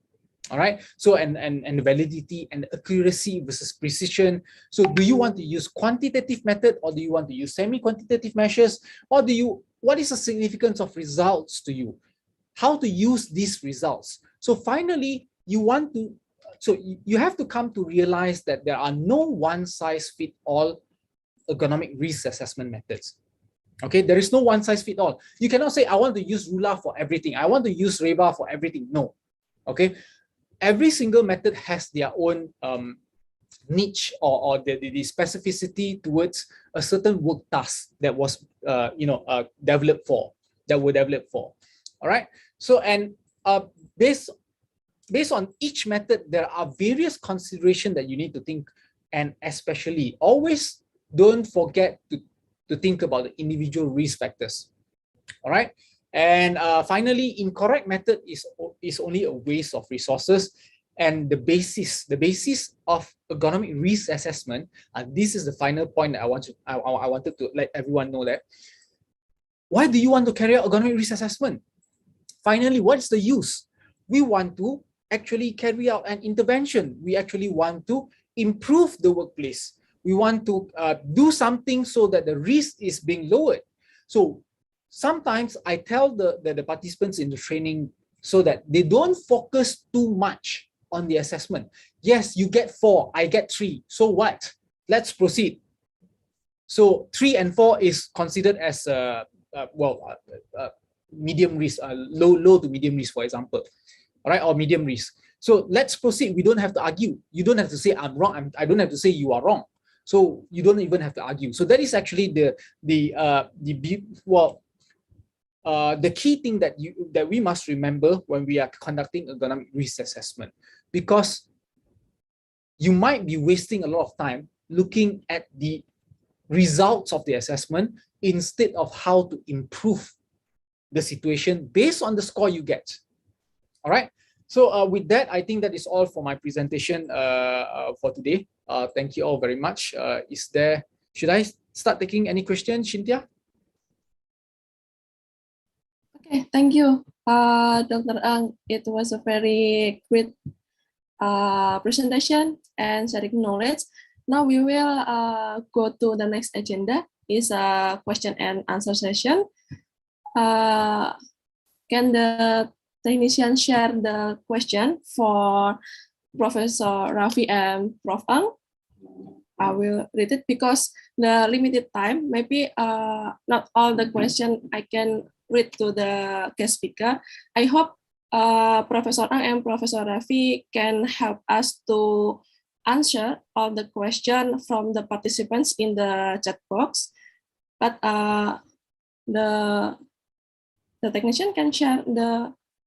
Okay, this is the question for the participants. Once again, I'm sorry if I cannot read all the questions because the limited times.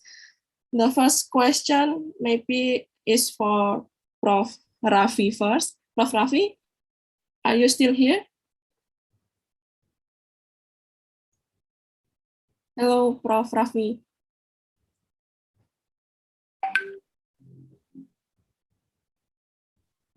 Oh, I think Prof. Raffi is, yeah? Yeah. Bu Cynthia, Prof. Raffi said to me that he has a meeting and he also answered in the second session. I think the Dr. NG first, yes. Okay, now we can move to question for Professor Ang, yeah, because Professor Ang is still already here. Okay, this is the first question for Professor Ang. From Ratih, master student from Erlangga University, to Prof. Ang, how could we deal with an unavoidable hazard position because of the limited workstation? For example, welder is welding in the confined space area. Prof. Ang, can you answer this question? Okay. Well, it's not easy to imagine. I mean, because we want to look at the characteristics of work entirely in its entirety for us to understand better. So, how long is the worker required to carry out the welding, for example? If the worker is only carrying out a very short duration, and we can actually rotate them, for example, if we have several welders all at the same time, we can actually reduce the time of exposure. So particularly in confined space. But the next thing is, do we want to also invest in more advanced technology? For example, we can use robotic technology nowadays to guide the welding process. So there are actually different kind of opportunity for us to explore. But because the question is in a way, we don't see the situation, so it's kind of difficult to advise. But most likely, I would say that confined space is going to be very narrow. Let's say if it's a narrow confined space, then the posture is going to get restricted. So one of the most important things that we can actually look and control on is actually the time or the duration the workers is in the confined space. Anyway, when we talk about confined space, we're not supposed to actually spend too long actually in the confined space. Pretty much, I would say 20 minutes in a single go, or it even depends on the oxygen tank if you are using a SCBA, or if you're using an airline, for example. Even if you're using an airline, I don't think so it is convenient for a person to really spend too long in a confined space, because like what we said earlier, the postures are being restricted, the workers cannot move much. We don't want the worker to actually develop cramp in the confined space, and in a way we cannot drag him out. So we have to, so there is actually a lot of different kind of perspective to look at. All right, I hope that answered the question. Thank you. Thank you for the answer, Professor Ang. Hopefully, Ms. Ratih can understand it clearly. Okay, we can move to the next question. Is it okay for you to deliver the question in bahasa, Dr. Ang? Ya, saya boleh cuba. Boleh cuba. This is from Ningsih, Kediri. In this pandemic era, especially in the education field, kita bekerja dalam pengajaran melalui online, working from home or study from home. It can cause a lot of health problem, right?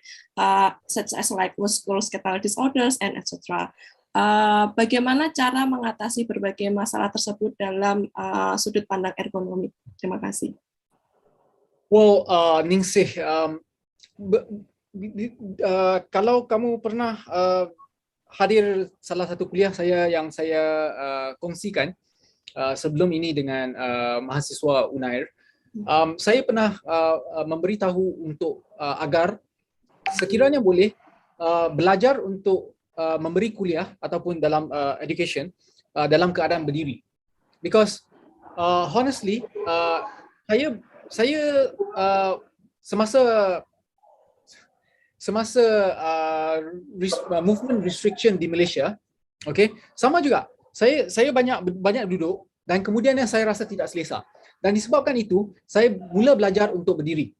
So berdiri untuk bekerja. So apa yang saya gunakan, kalau kamu boleh nampak stesen saya sekarang, saya gunakan kotak untuk kalau kamu nampak saya bergerak kiri kanan, saya sebenarnya tengah berdiri sekarang. Saya bukan duduk di atas kerusi ya.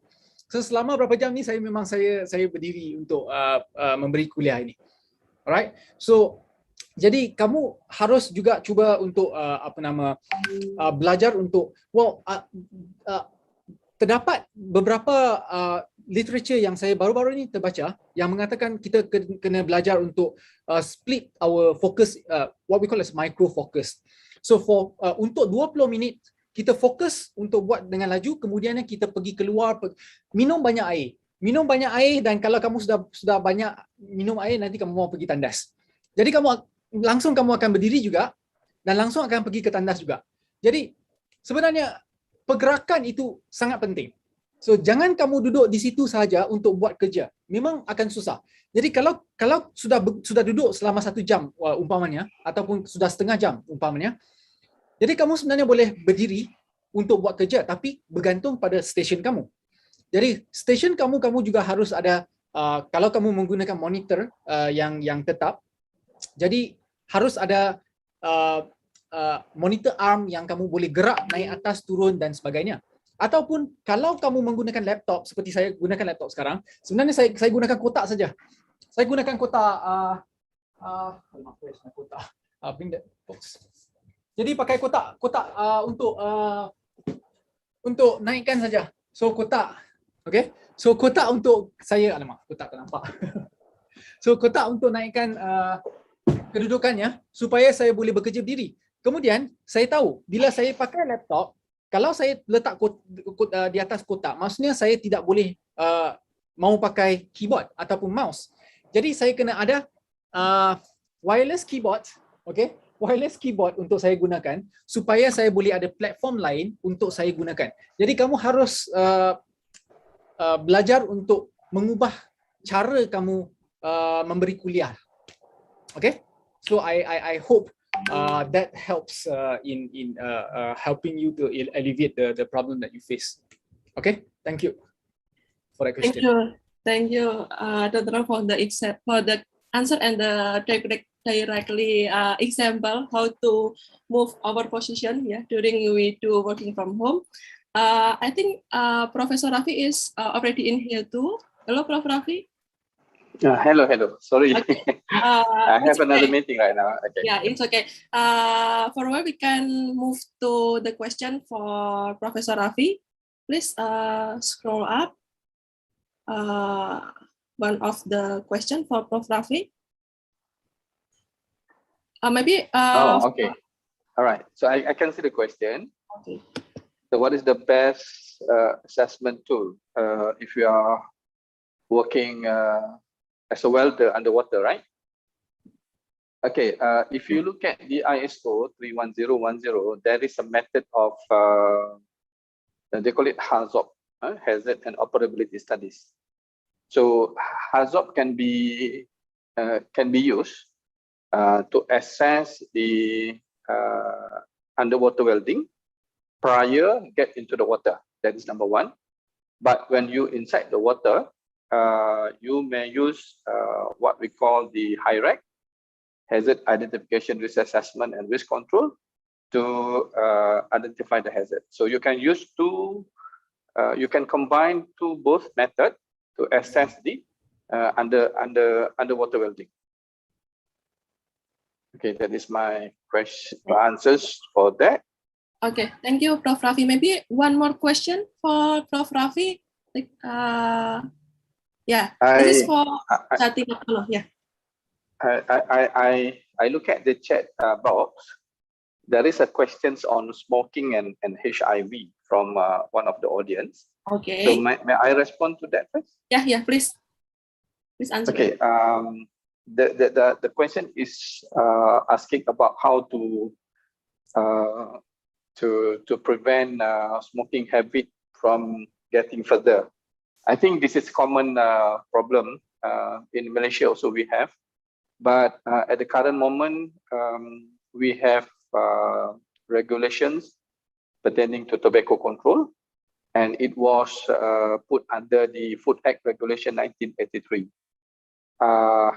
And we have came out with a high penalty if you are caught in smoking in the gazetted area. But again, when the vape industry coming in, we can see smokers are moving towards vaping, and still vaping are not being recognized by the Ministry of Health Malaysia, and we are still looking into the best way to prevent another problems with regards to this vaping. As far as I know, that the first disease being confirmed due to smoking is after 30 years.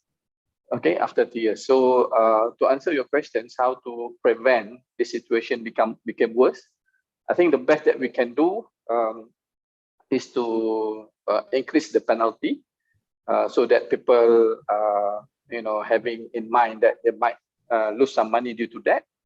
And what we did right now, we also increased the price of the cigarettes. And I think, to my opinion, the best way to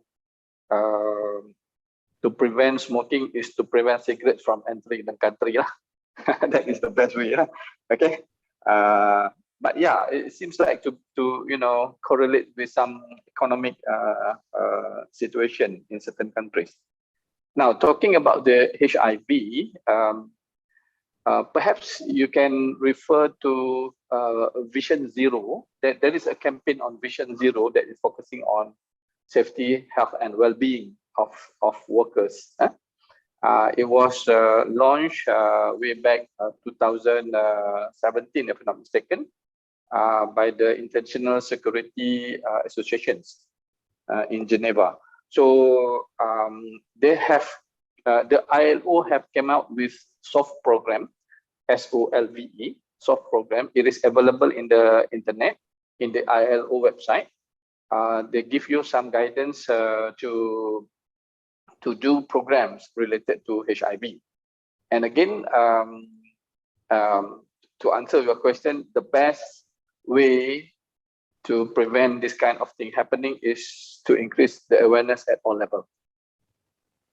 Thank you very much for the questions, and I hope the answer could give some benefits to you. Okay. Thank you so much for the answer, Professor Raffi. We are really sorry because the limited time, we couldn't read all the questions from the participants, but hopefully our guest speakers, Prof. Raffi and Prof. Ang, can check the chat box and can help us to answer the question for all the participants.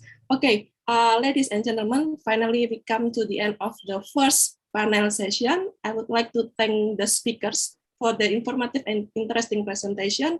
Please give applause to the speakers and all of you. Thank you. Okay, this is the end of this first panel. I will return to the host, Ms. Dayinta, to move to the next agenda. Okay, thank you so much, Ms. Cynthia. I would like to express my gratitude also towards Prof. Raffi and Dr. Ng, who has been delivered the beneficial yet insightful materials for today's webinars. Also, I would like to give my big thanks to Ms. Cynthia as a moderator who has been guided us during this first discussion panel. As a form of our gratitude to Prof. Raffi and Dr. Ang, we would like to give you an appreciation certificate that will be delivered by Dr. Indriati Paskarini as a head of Occupational Health and Safety Magisters. To Dr. Indriati Paskarini, the floor is yours. Okay, thank you, Dayinta. Prof. Raffi and Prof. Ng Yi, we would like to thank you for your valuable presentation, and we really appreciate the time you have given to us. And this is a certificate for you. And thanks again for sharing your expertise, and we look forward to meet you again. Thank you very much. Thank you. Before we end this session, please take a picture for a while, and for all the participants, please kindly open your camera, turn on, and provide your best posture. And yeah, let's take a picture. So I would like to count from 1, 2, 3, and please say cheese. 1, 2, 3. Okay. Sorry. Wait. After Prof. Raffi, I think Dr. Ng, the certificate delivered by the committee. Okay, so we can take the picture with Prof. Raffi first and Dr. Indri. Then we hope to the giving certificate of appreciation to Dr. Ang, right? Okay, so let's take a picture. I would like to help to screenshot the screen, right? Okay. 1, 2, 3. Okay, for the next certificate appreciation, maybe for Dr. Ang. Okay, 1, 2, 3. Okay, thank you. Dainta, maybe we can take a group photo session. Okay. Okay, so for the next agenda, we would like to take a group photo session with all the participants. And please kindly open your camera, turn on your video. So we would like to take the picture for the first screen. So yeah. I'm sorry, can we ask Dr. Ang to open the camera? Okay, sorry, where is Dr. Ang? Okay, Dr. Ang, can you please kindly turn on your camera so we can take our picture, our group picture? My camera is on. Okay, thank you so much. I have seen your picture. So let's take a picture for our group photo session for the slides one. 1, 2, 3, please say cheese. Cheese. Okay, for the next slide, the second slide. 1, 2, 3, cheese. All right, cool. For the next slide. Okay, we have a lot of slides today. We have 8 slides, so please kindly wait for the photo session, right? 1, 2, 3. The 5th slides. And the last slides.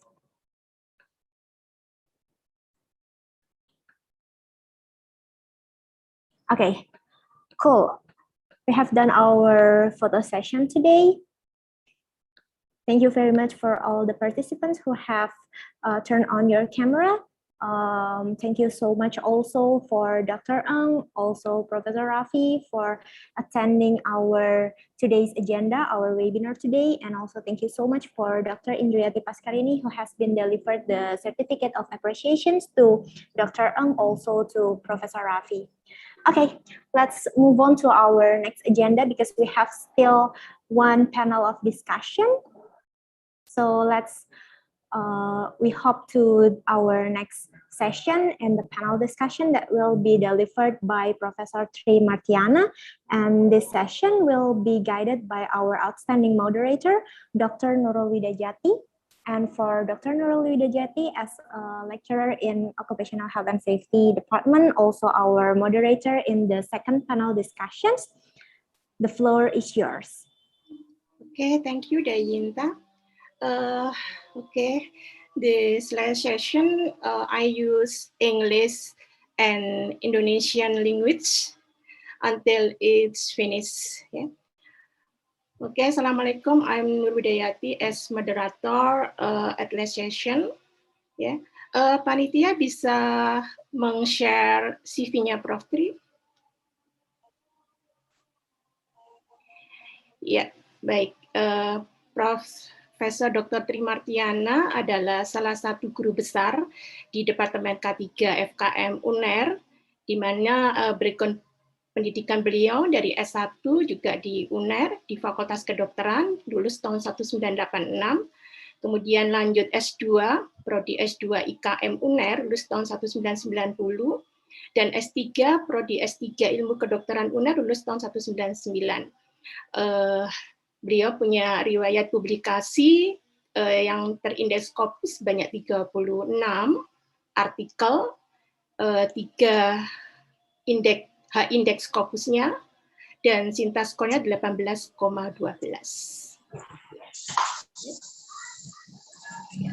Ini adalah beberapa publikasi dari internasional publikasinya Prof. Tri Martiana, yaitu judulnya terkait dengan Analysis of Factor and Female Workers in the Industrial Area of Sidoarjo, Indonesia. Kemudian Analysis of Relation Between Lifestyle, Workload and Work Stress with Metabolic Syndrome.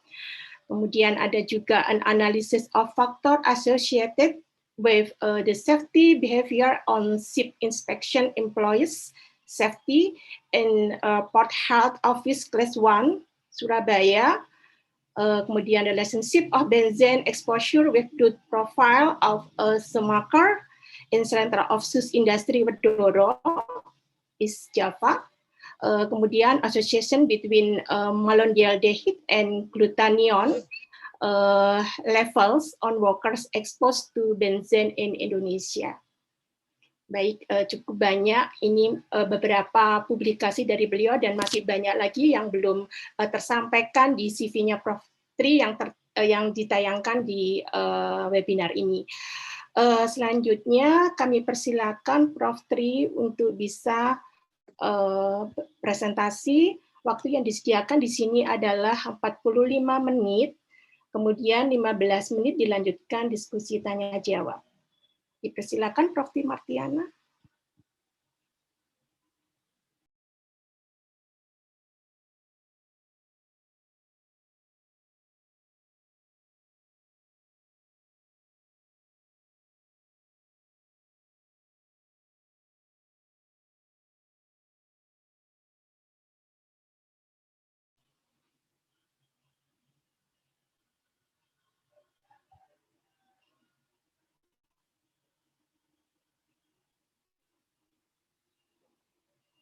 Ya, bagaimana panitia teknisinya? Silakan untuk menampilkan presentasi dari Prof. Tri.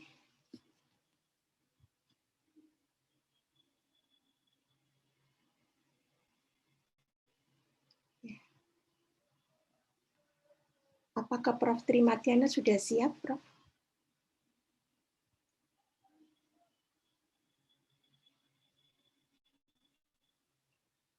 Atau mungkin masih sholat ya Prof. Tri-nya? Mohon maaf, itu masih termute sepertinya, Bu Nurul. Yang termute siapa? Prof. Tri? Prof. Tri, nggih. Oh, baik. Mungkin ada yang bisa membantu menyampaikan WA ke beliau ya. Sudah, Bu Nurul, mohon maaf. Ya, baik. Ya, Prof. Waktu yang mohon disediakan maaf. panitia adalah 45 menit ya, Prof. Kemudian nanti 15 menitnya adalah tanya jawab. Monggo, silakan, Prof. Oke, thank you. Assalamualaikum warahmatullahi wabarakatuh. Waalaikumsalam. Waalaikumsalam warahmatullahi wabarakatuh. Good morning to all participants. Today I would like to present my lecture entitled Occupational Health Risk Assessment for Women Workers.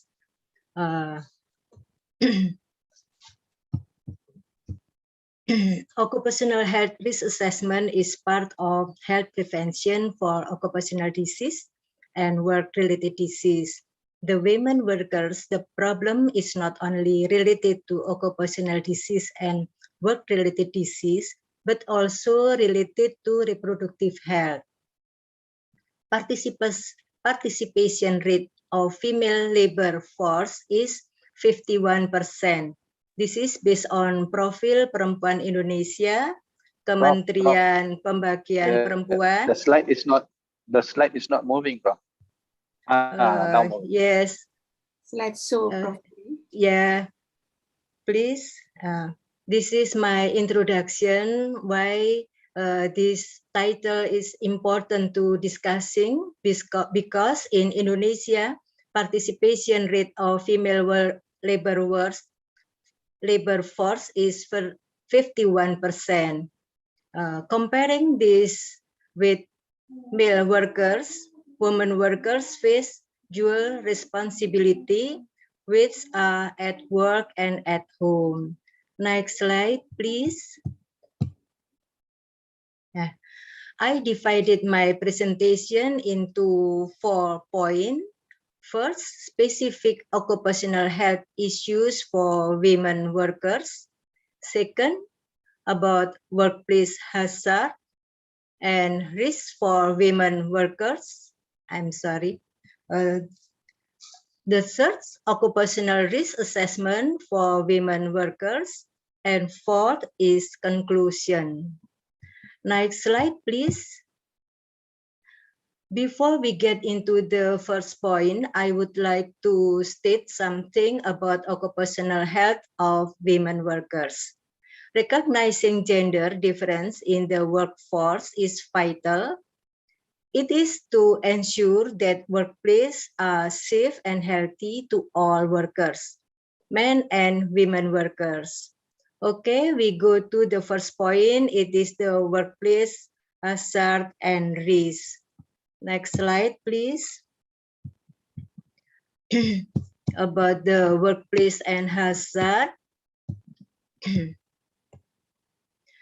Based on UNISON Guide to Safety, there are 9 typically workplace hazard and risk. The one is psychosocial hazard, manual handling, occupational noise, personal protective equipment, hazardous substances, lone working, reproductive health, menstrual disorder, and domestic violence. About the psychosocial hazard, women are generally at higher risk of exposure to psychosocial hazard, including bullying, discrimination, and sexual harassment, which all contribute to work-related stress. Furthermore, work that is poorly paid or low status that makes high demand and offer very little opportunity for control is believed to be more stressful than work that does not have such characteristic. These working conditions tend to be more common in work of women than that of men. About manual handling causes over a third of all workplace injury, including work-related musculoskeletal disorder, such as upper and lower limb pain or disorder, and joint and repetitive strain injuries. Musculoskeletal disorders occur in relation to exposure to poor ergonomic conditions, such as work requiring awkward posture, monotonous and repetitive tasks, inappropriate work method or work organization, and heavy lifting. Women tend to report more upper limb pain. Women working in the health and social care sector have been shown to be at particular risk of having lifting injury, as they can spend a large proportion of their working life manual handling heavy load, adapting awkward posture, and using high level of static muscular effort, such as standing for long period. Please, for the slide number 10. Slide number 10, please. Next slide. Next slide. Yes, next slide. About hazardous substances. Before I discuss, okay, thank you. Hazardous substances, the one of hazardous substances is suspect or confirmed carcinogenic, mutagenic, or toxic to reproduction hazard statement. The second is mercury, antimitotic or cytotoxic drug. This is very important in hospital. And the fourth is pesticide. Pesticide, this is more of agriculture using pesticide. And percutaneous risk. And the sixth, carbon monoxide. And the seven is about the lead. Next slide, please. We discuss about specific occupational health issues for women workers. Okay, next slide, please. Based on the data from European Agency for Safety and Health at Work, 2015, There are 62 work sector. The 6 biggest sector are healthcare and social services, retail, education, public administration, business activities, hotels, and restaurants. This sector employ as much as 60% of workers. Next slide, please. Specific occupational health issues for women workers. Health issues for women workers. This is very important about pregnancy and reproductive health. In line with research conducted by Martiana 2019, stated that pregnant workers experience problems related to reproduction system, 63%, and pregnant disorder, 20.2%, caused by work shift. The second problem is menstrual disorder. And so menstrual disorder dignity at work is very important, such as giving 2 days menstrual leave. And the third, early menopause due to stress. And the fourth, osteoporosis. Fifth, violence. Sixth, stress. And seventh, hazardous substances. And eighth, musculoskeletal disorder. Next slide, please. This is caused by hazardous substances. The first, lung disease, for example, asthma, pneumoconiosis, etc. The second, cancer, breast cancer, 126 cases per 100,000 based on Unison 2010. And the third disease causes by hazardous substances are skin disease, for example, dermatitis. And the fourth, reproductive health-related disease. Next slide, please. This table is show that the female reproductive hazard and the effect in the reproductive and the infant. We can look at this table. Spontaneous abortion could affect by all of hazard substances except cadmium and dichlorodiphenyl chloroethane and cadmium. This is, we can look in the first column, spontaneous abortion.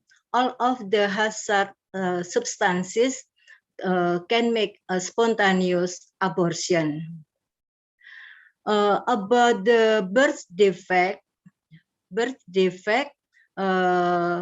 caused by anesthetic gases, anti-neoplastic drug, and radiation ionizing, solvent, and organic. Anesthetic gases and anti-neoplastic drug affect spontaneous abortion and birth defect. Arsenic affect to spontaneous abortion and low birth weight. Low birth weight could affect by exposure of 5 substances: arsenic, cadmium, carbon monoxide, pesticide, and tobacco smoke. Another effect is preterm labor, menstrual disorder, and infertility. Next slide, please. For the next slide, I would like to explain about occupational risk assessment. As we know, the presentation from Prof. Raffi and Dr. Eng, about the risk assessment. The risk assessment is a risk management process which involves identifying potential hazard and analyze that could happen if the hazard result to an accident.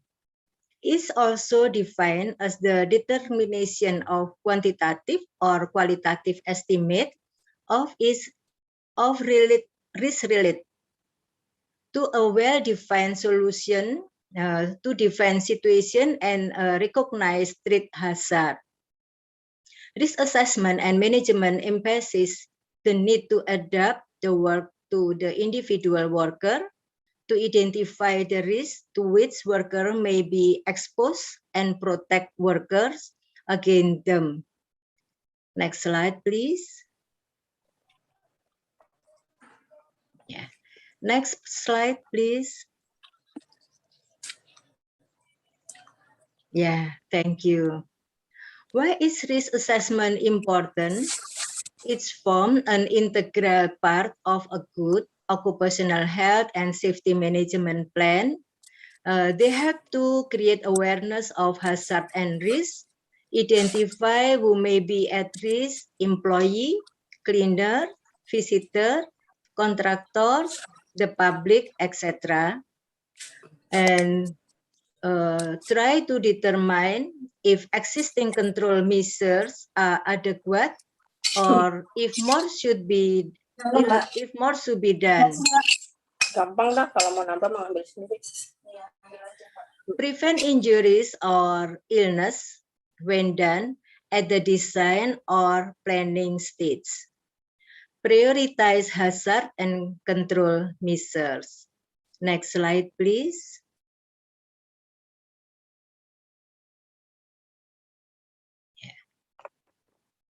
Next slide, please.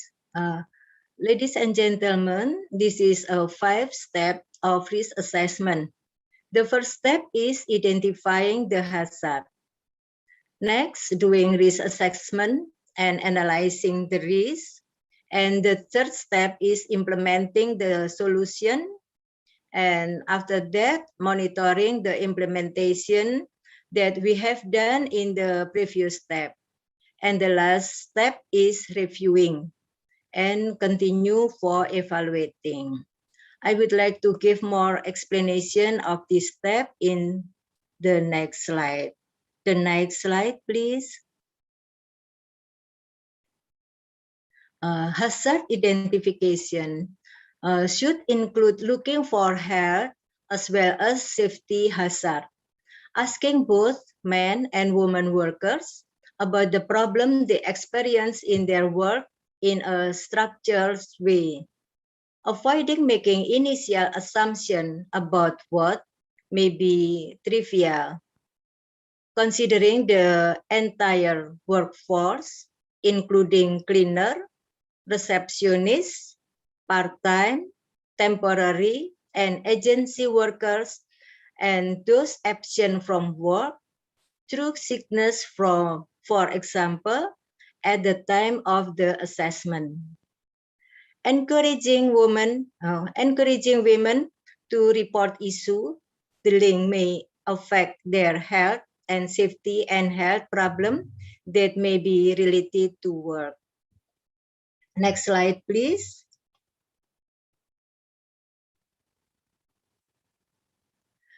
This about risk assessment. Look at the real job being done and the real work context, and not involve making assumptions about exposure based solely on job description and titles. Ensure that prioritizing risk does not involve gender bias. Involve all gender in the risk assessment through health cycle or risk mapping.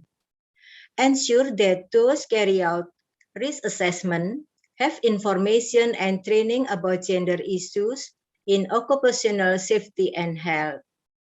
Make sure that instrument and tool used for assessment include issues relevant for male and female workers. Inform any external assessor that they should use a gender-sensitive approach and pay attention to occupational safety and health issues. Take account of gender issues when the occupational safety and health implication of any change plan in the workplace are examined.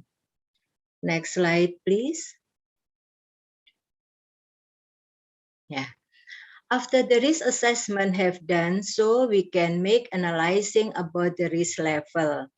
A definition of risk level, tolerability guidance on necessary action and time scale.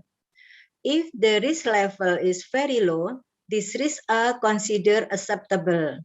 Not further action is necessary other than to ensure that the control are maintained.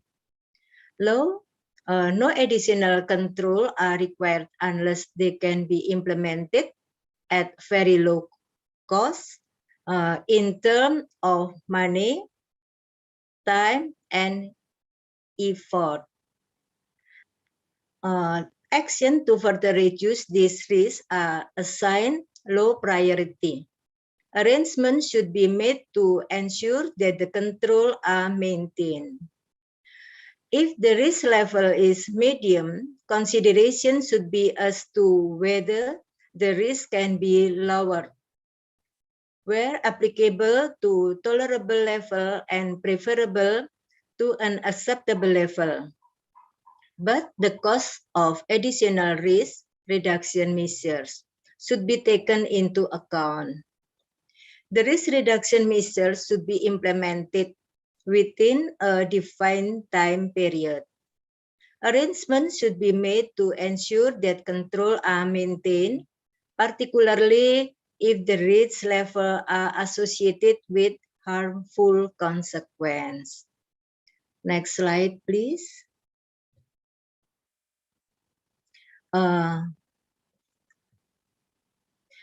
If the level of risk is high, substantial efforts should be made to reduce the risk.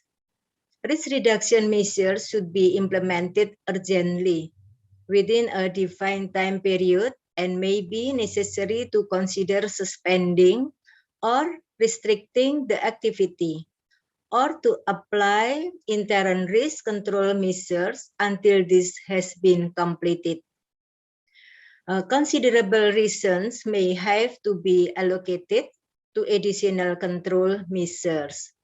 Arrangements should be made to ensure that control are maintained, particularly if the risk level are associated with extremely harmful consequences and very harmful consequence.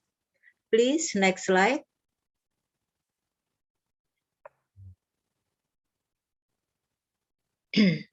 Very high, if the risk level is very high, these risks are unacceptable.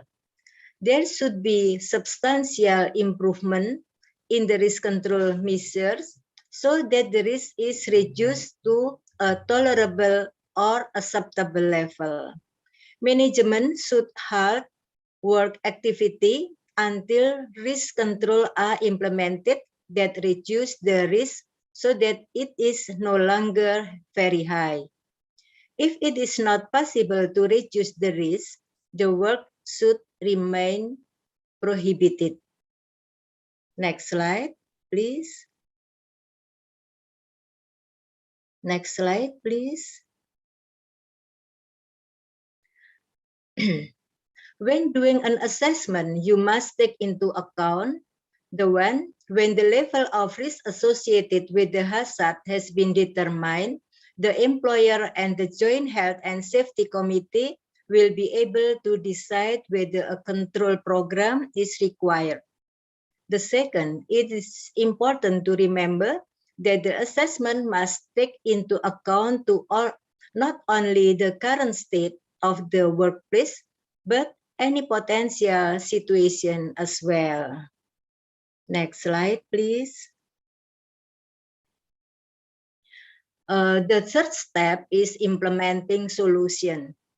In implementing solutions should aim to eliminate risks, including reproductive risks, at source to provide a safe and healthy workplace for all workers, and pay attention to diverse population and adapt work and preventative measures to workers.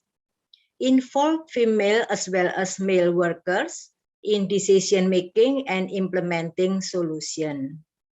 And the last of implementing solution should ensure that all female as well as male workers receive information and training relevant to their job and working condition and any health effect.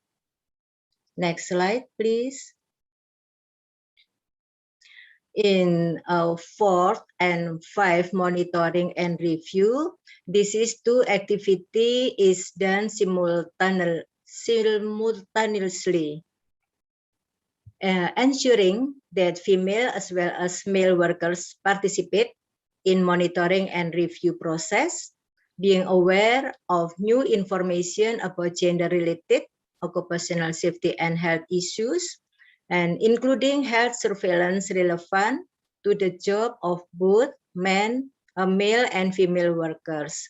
Being careful about making assumptions about job title in relation to monitoring activities, and encouraging the recording of occupational health issues as well as accident. Next slide, please. This is the last presentation, is about conclusion. Next slide, please. The conclusion, first, an occupational health risk assessment is a careful examination of what could cause harm in the workplace so that you can decide whether you have taken enough precaution or need to do more to prevent occupational illness, especially for women workers. Women workers are the group of staff whose circumstance or status place them at a higher than usual level of risk. So needed additional risk assessment. The aim is for it to be identified in the risk assessment that either additional precaution need to be applied. Where women workers are employed in tasks where there is an identified specific risk to the health or the unborn or newborn child, a specific risk assessment or statement in the overall risk assessment will be required. This is to show that the additional risks involved have been addressed and precautions are considered adequate. Thank you very much for your kind attention. Please, moderator. This is my atas materi yang presentation. disampaikan. Dan selanjutnya kami lanjutkan dengan sesi diskusi, sesi tanya jawab.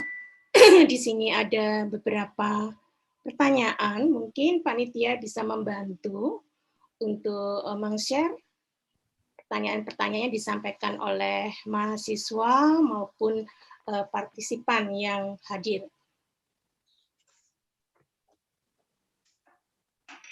Ya, ini pertanyaan dari Bu Ida Profti. Bu Ida ini dari RRD Sawah Besar. Nah ini sejauh mana dampak shift kerja terhadap gangguan kesehatan pekerja wanita? Ya. Terima kasih Bu Ida. Alhamdulillahirabbil alamin, Bu Ida bisa bergabung dengan kami di pertemuan Zoom kali ini. Jadi berdasarkan beberapa penelitian yang sudah dilakukan, pekerja shift, terutama pekerja wanita, itu mengalami gangguan kesehatan. Ada gangguan reproduksi, kemudian gangguan, ada yang mengalami keluhan, masalah tidur, dan masalah psikologis yang lainnya. Kebetulan untuk pekerja shift Untuk yang wanita, nanti Bu Ida bisa membuka Google Scholar, Google Scholar Citation. Nanti di situ artikel lengkapnya ada di sana. Dipersilahkan. Nah, ini banyak sekali penelitian kami yang berkaitan dengan pekerja wanita. Nah, karena permasalahan pekerja wanita itu begitu banyaknya, tidak hanya berkaitan dengan lingkungan kerja dan pola kerja yang dia kerjakan, tetapi juga keseimbangan work-life balance dari pekerja wanita itu. Jadi berbeda dengan pekerja laki-laki atau bapak, begitu ya, pulang dari kerja shift, mereka bisa saja terus tidur. Tapi kalau wanita tidak. Apalagi kalau mereka sudah berkeluarga, pasti dia melakukan atau berperan sebagai ibu rumah tangga yang punya tanggung jawab yang harus dikerjakan. Demikian Bu Ida, nanti silakan dilihat lebih lanjut di artikelnya di Google Scholar Citation. Monggo. Baik Bu, terima kasih banyak. Selanjutnya, Prof. Tri. Ini ada pertanyaan lagi dari Dr. Novi, Dr. Novi, how are you? Dr. Novi, I miss you too much. Alhamdulillahirabbil alamin. Women workers in the hospital is many problem, not only about the workload, but also about the stress. Why many workers in hospital getting stress? Because of the problem in pandemic, it's many social problem, their family, their community, the women workers in the hospital, if don't have family in the city, and so they must stay in dormitory like that. And so it's not, the community can accept them because the women workers have exposure with the COVID-19. And so the community or the environment make dia berhati-hati begitu loh, kontak dengan pekerja rumah sakit. Very careful. Gitu. There are very the community is very carefully if meet with the women workers from hospital. During pandemic COVID, Erlangga Hospital as a COVID referral hospital has been any publication of health condition for work safety women. I'm sorry, saya nggak bisa buka ini, ketutupan ini, maaf. Saya mau geser ini nggak bisa. Tulisannya nggak. Oh, sudah. Work safety of women medical workers at Erlangga Hospital, especially for those who work in COVID ICU, especially for those who work in COVID. Your statement is correctly, and during pandemic, Erlangga Hospital have many problem, and Alhamdulillah, I'm sorry, this is a great for us, the Erlangga University, we can handle the problem during pandemic COVID, and so the workers in hospital not too much get the sick. And I'm sorry, maaf ya, saya kalau bicara masalah rumah sakit mungkin saya jadi curhat begitu ya, jadi curhat betapa beratnya kita sebagai keluarga yang memiliki anggota keluarga bekerja di rumah sakit, belum tentu bisa menerima anggota keluarga itu pulang ke rumah. Dan itu yang dialami oleh banyak karyawan di rumah sakit. Nah, sehingga Rumah Sakit Universitas Erlangga mengadakan ruangan tersendiri untuk memfasilitasi karyawan rumah sakit untuk tinggal di sana, sehingga tidak kontak dengan keluarga dan lingkungannya. Ini luar biasa. Ini pekerjaan besar yang luar biasa yang dilakukan oleh Universitas Airlangga. Ya.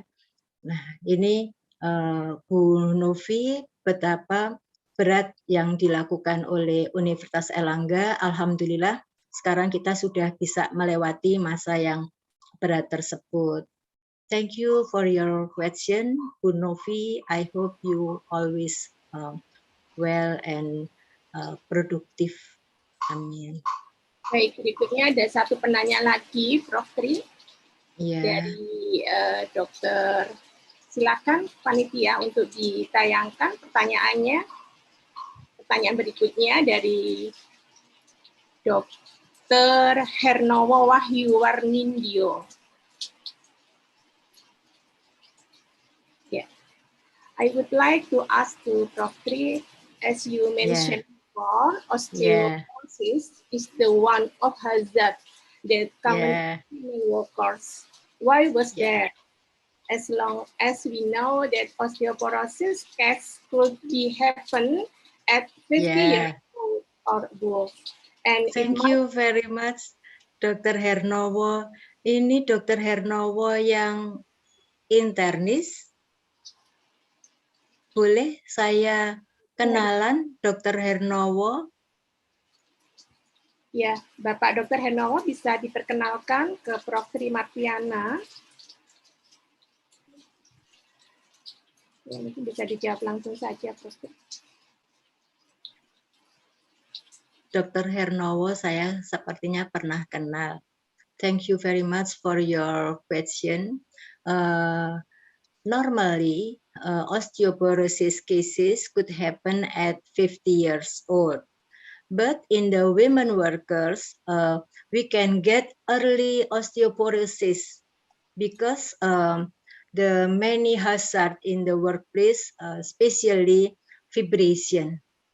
Vibration can make our calcium in my bone is lost and jadi kalsium di tulang kita itu lepas masuk ke sirkulasi darah.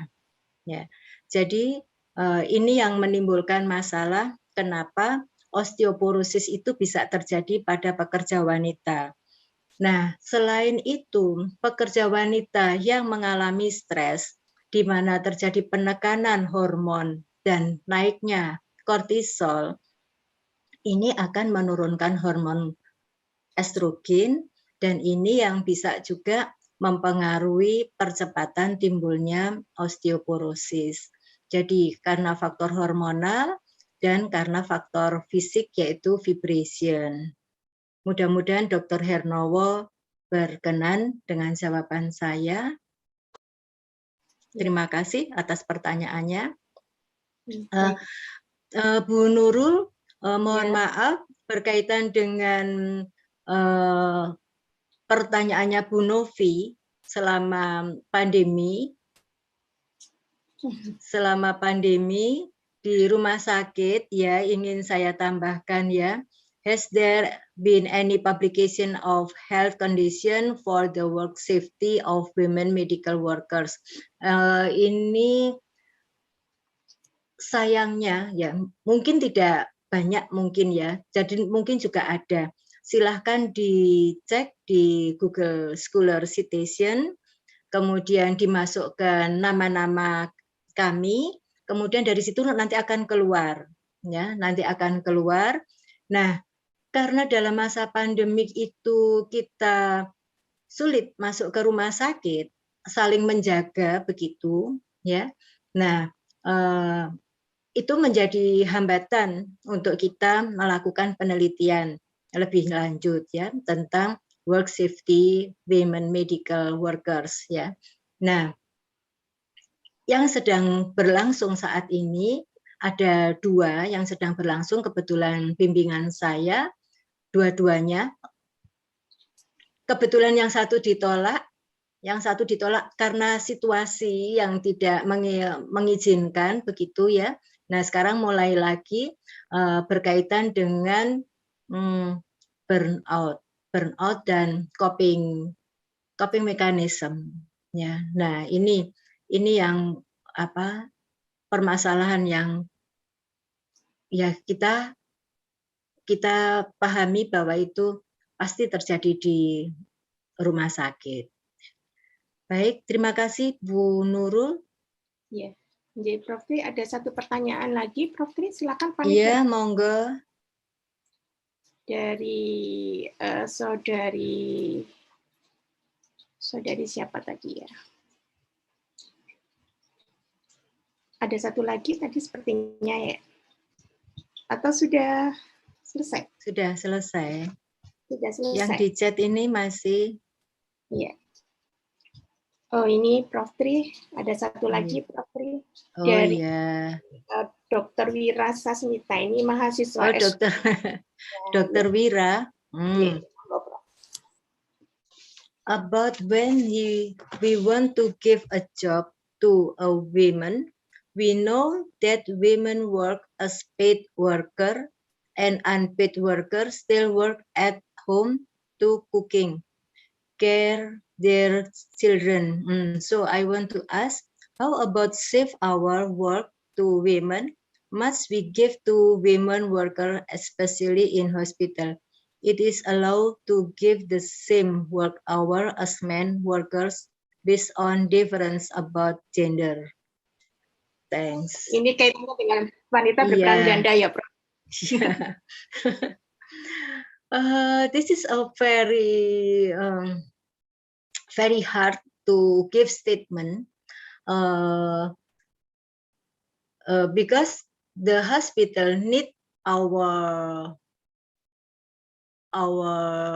participation as workers, and another one, the women workers is have a dual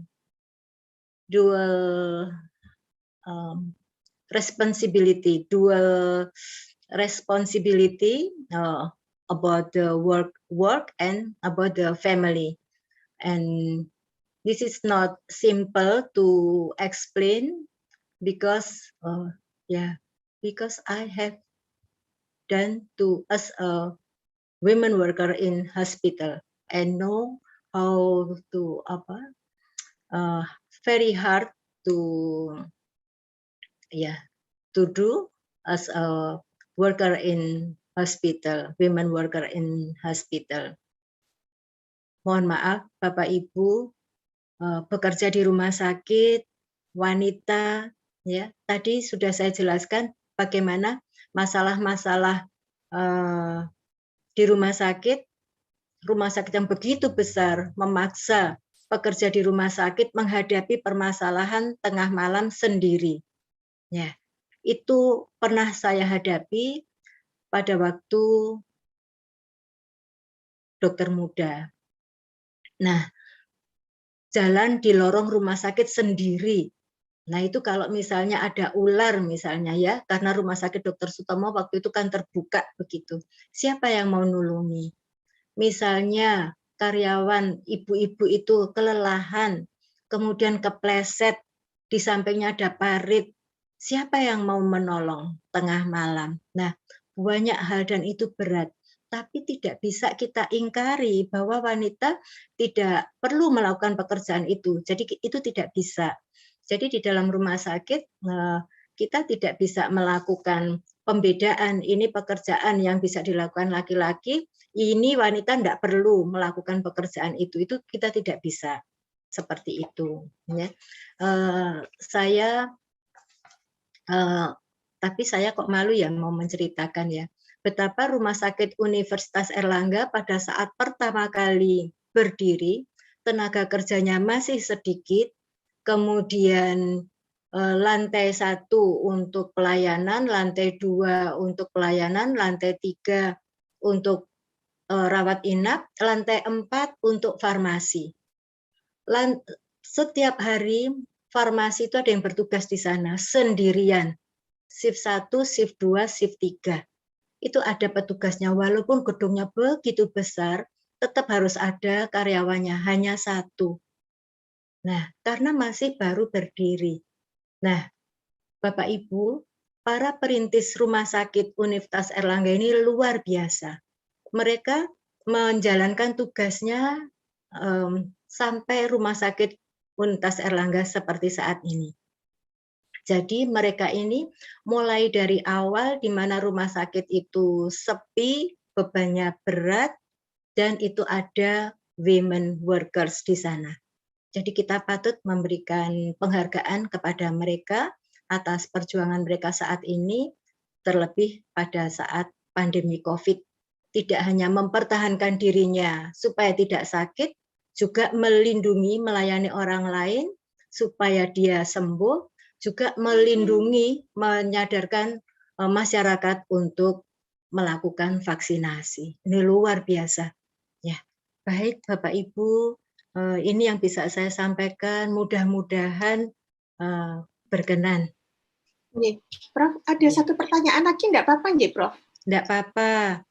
Ya, satu lagi mohon maaf ini supaya tuntas ya. Ini dari Bu Suci, sejauh mana dampak shift kerja terhadap gangguan kesehatan pekerja wanita? Iya, baik. Terima kasih Bu Suci.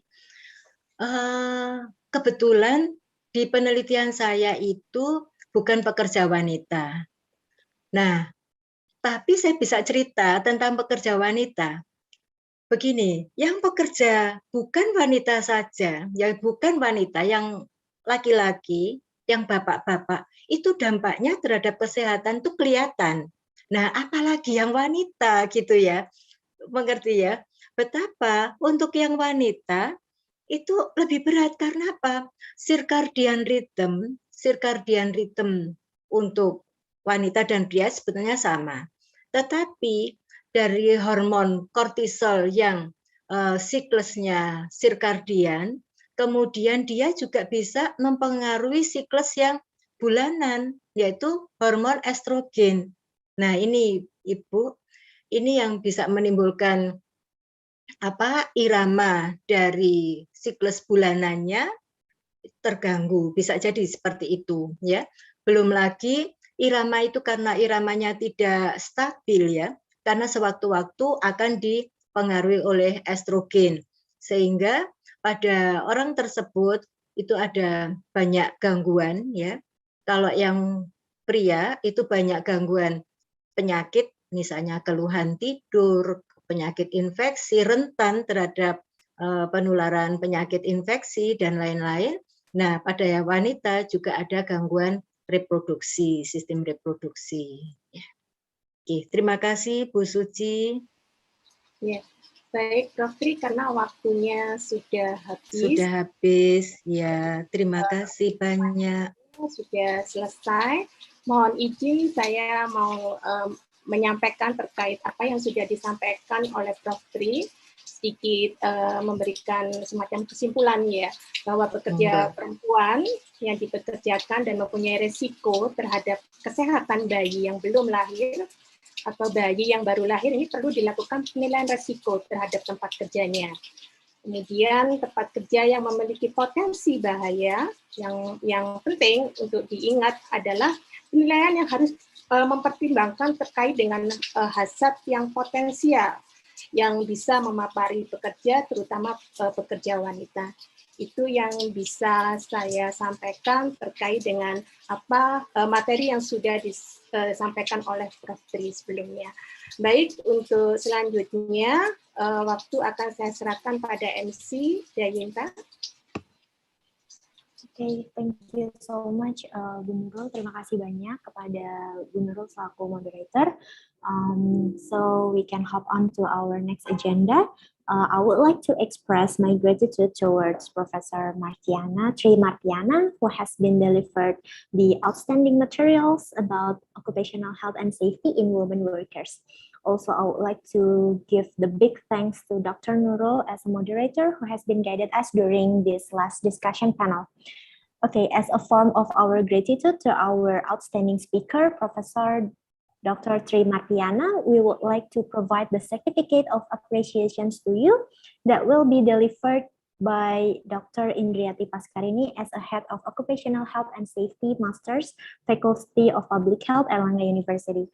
So for Dr. Indriati Paskarini, the floor is yours.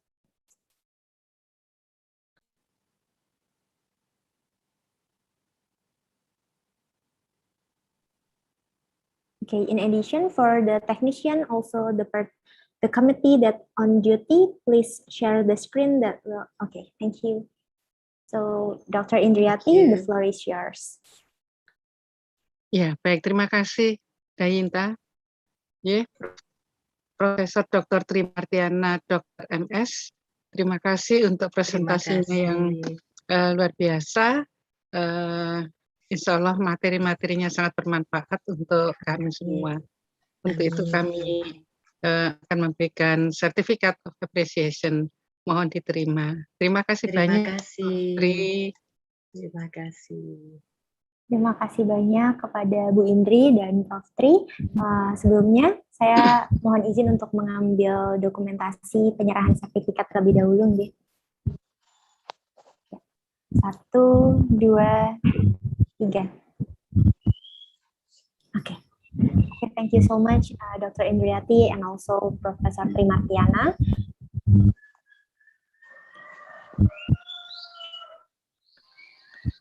Okay, for the next agenda, we would like to take the group photo session with Professor Trimartiana.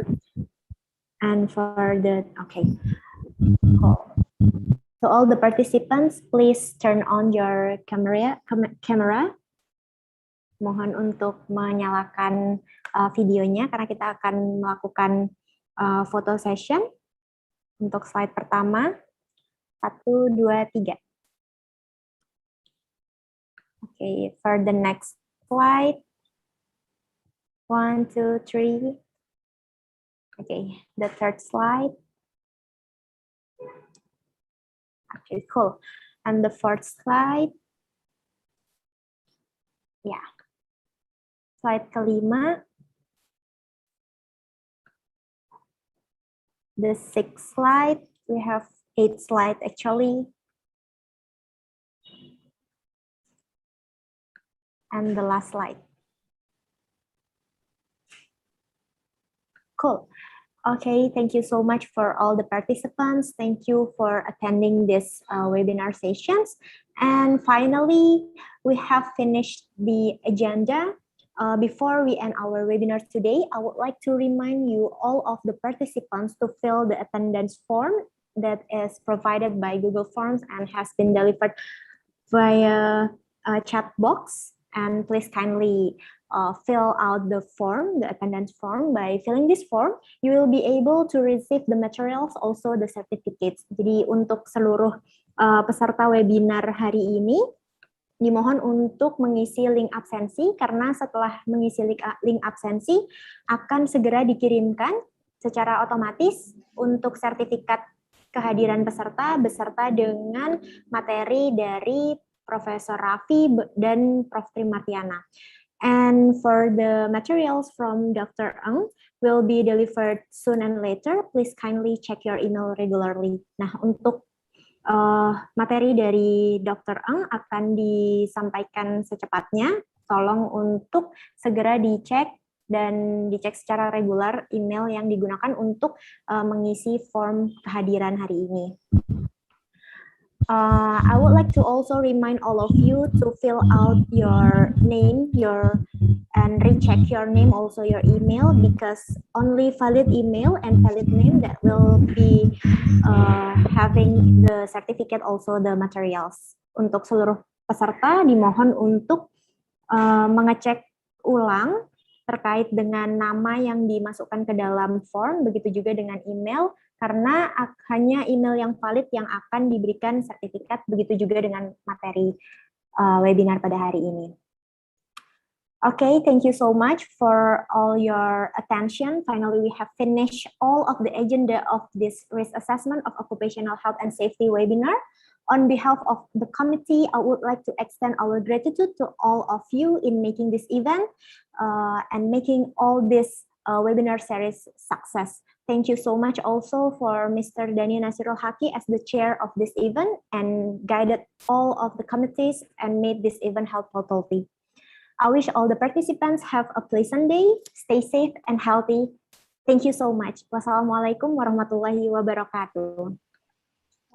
Waalaikumsalam warahmatullahi Waalaikumsalam warahmatullahi wabarakatuh. Terima kasih Bapak Ibu. Ya. Thanks, Dayita. Sampai ketemu lagi. Thank you as well. Assalamualaikum. Thank you. Thank you all.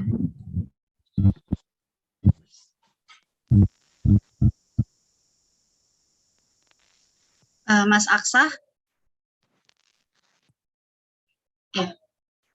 Ya.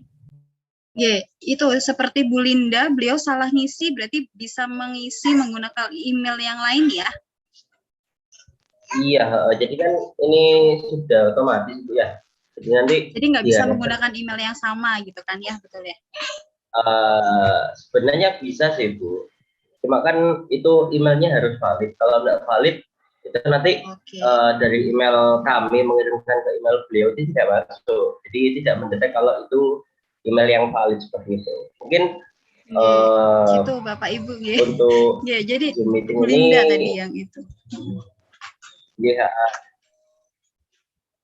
Iya, mohon kerjasamanya ya teman-teman rekan-rekan semua Bapak Ibu untuk mengisi nama beserta alamat email yang valid supaya nanti dari pihak kami tidak kesulitan untuk mengirimkan email beserta materi kepada ibu-ibu dan bapak-bapak semua. Terima kasih.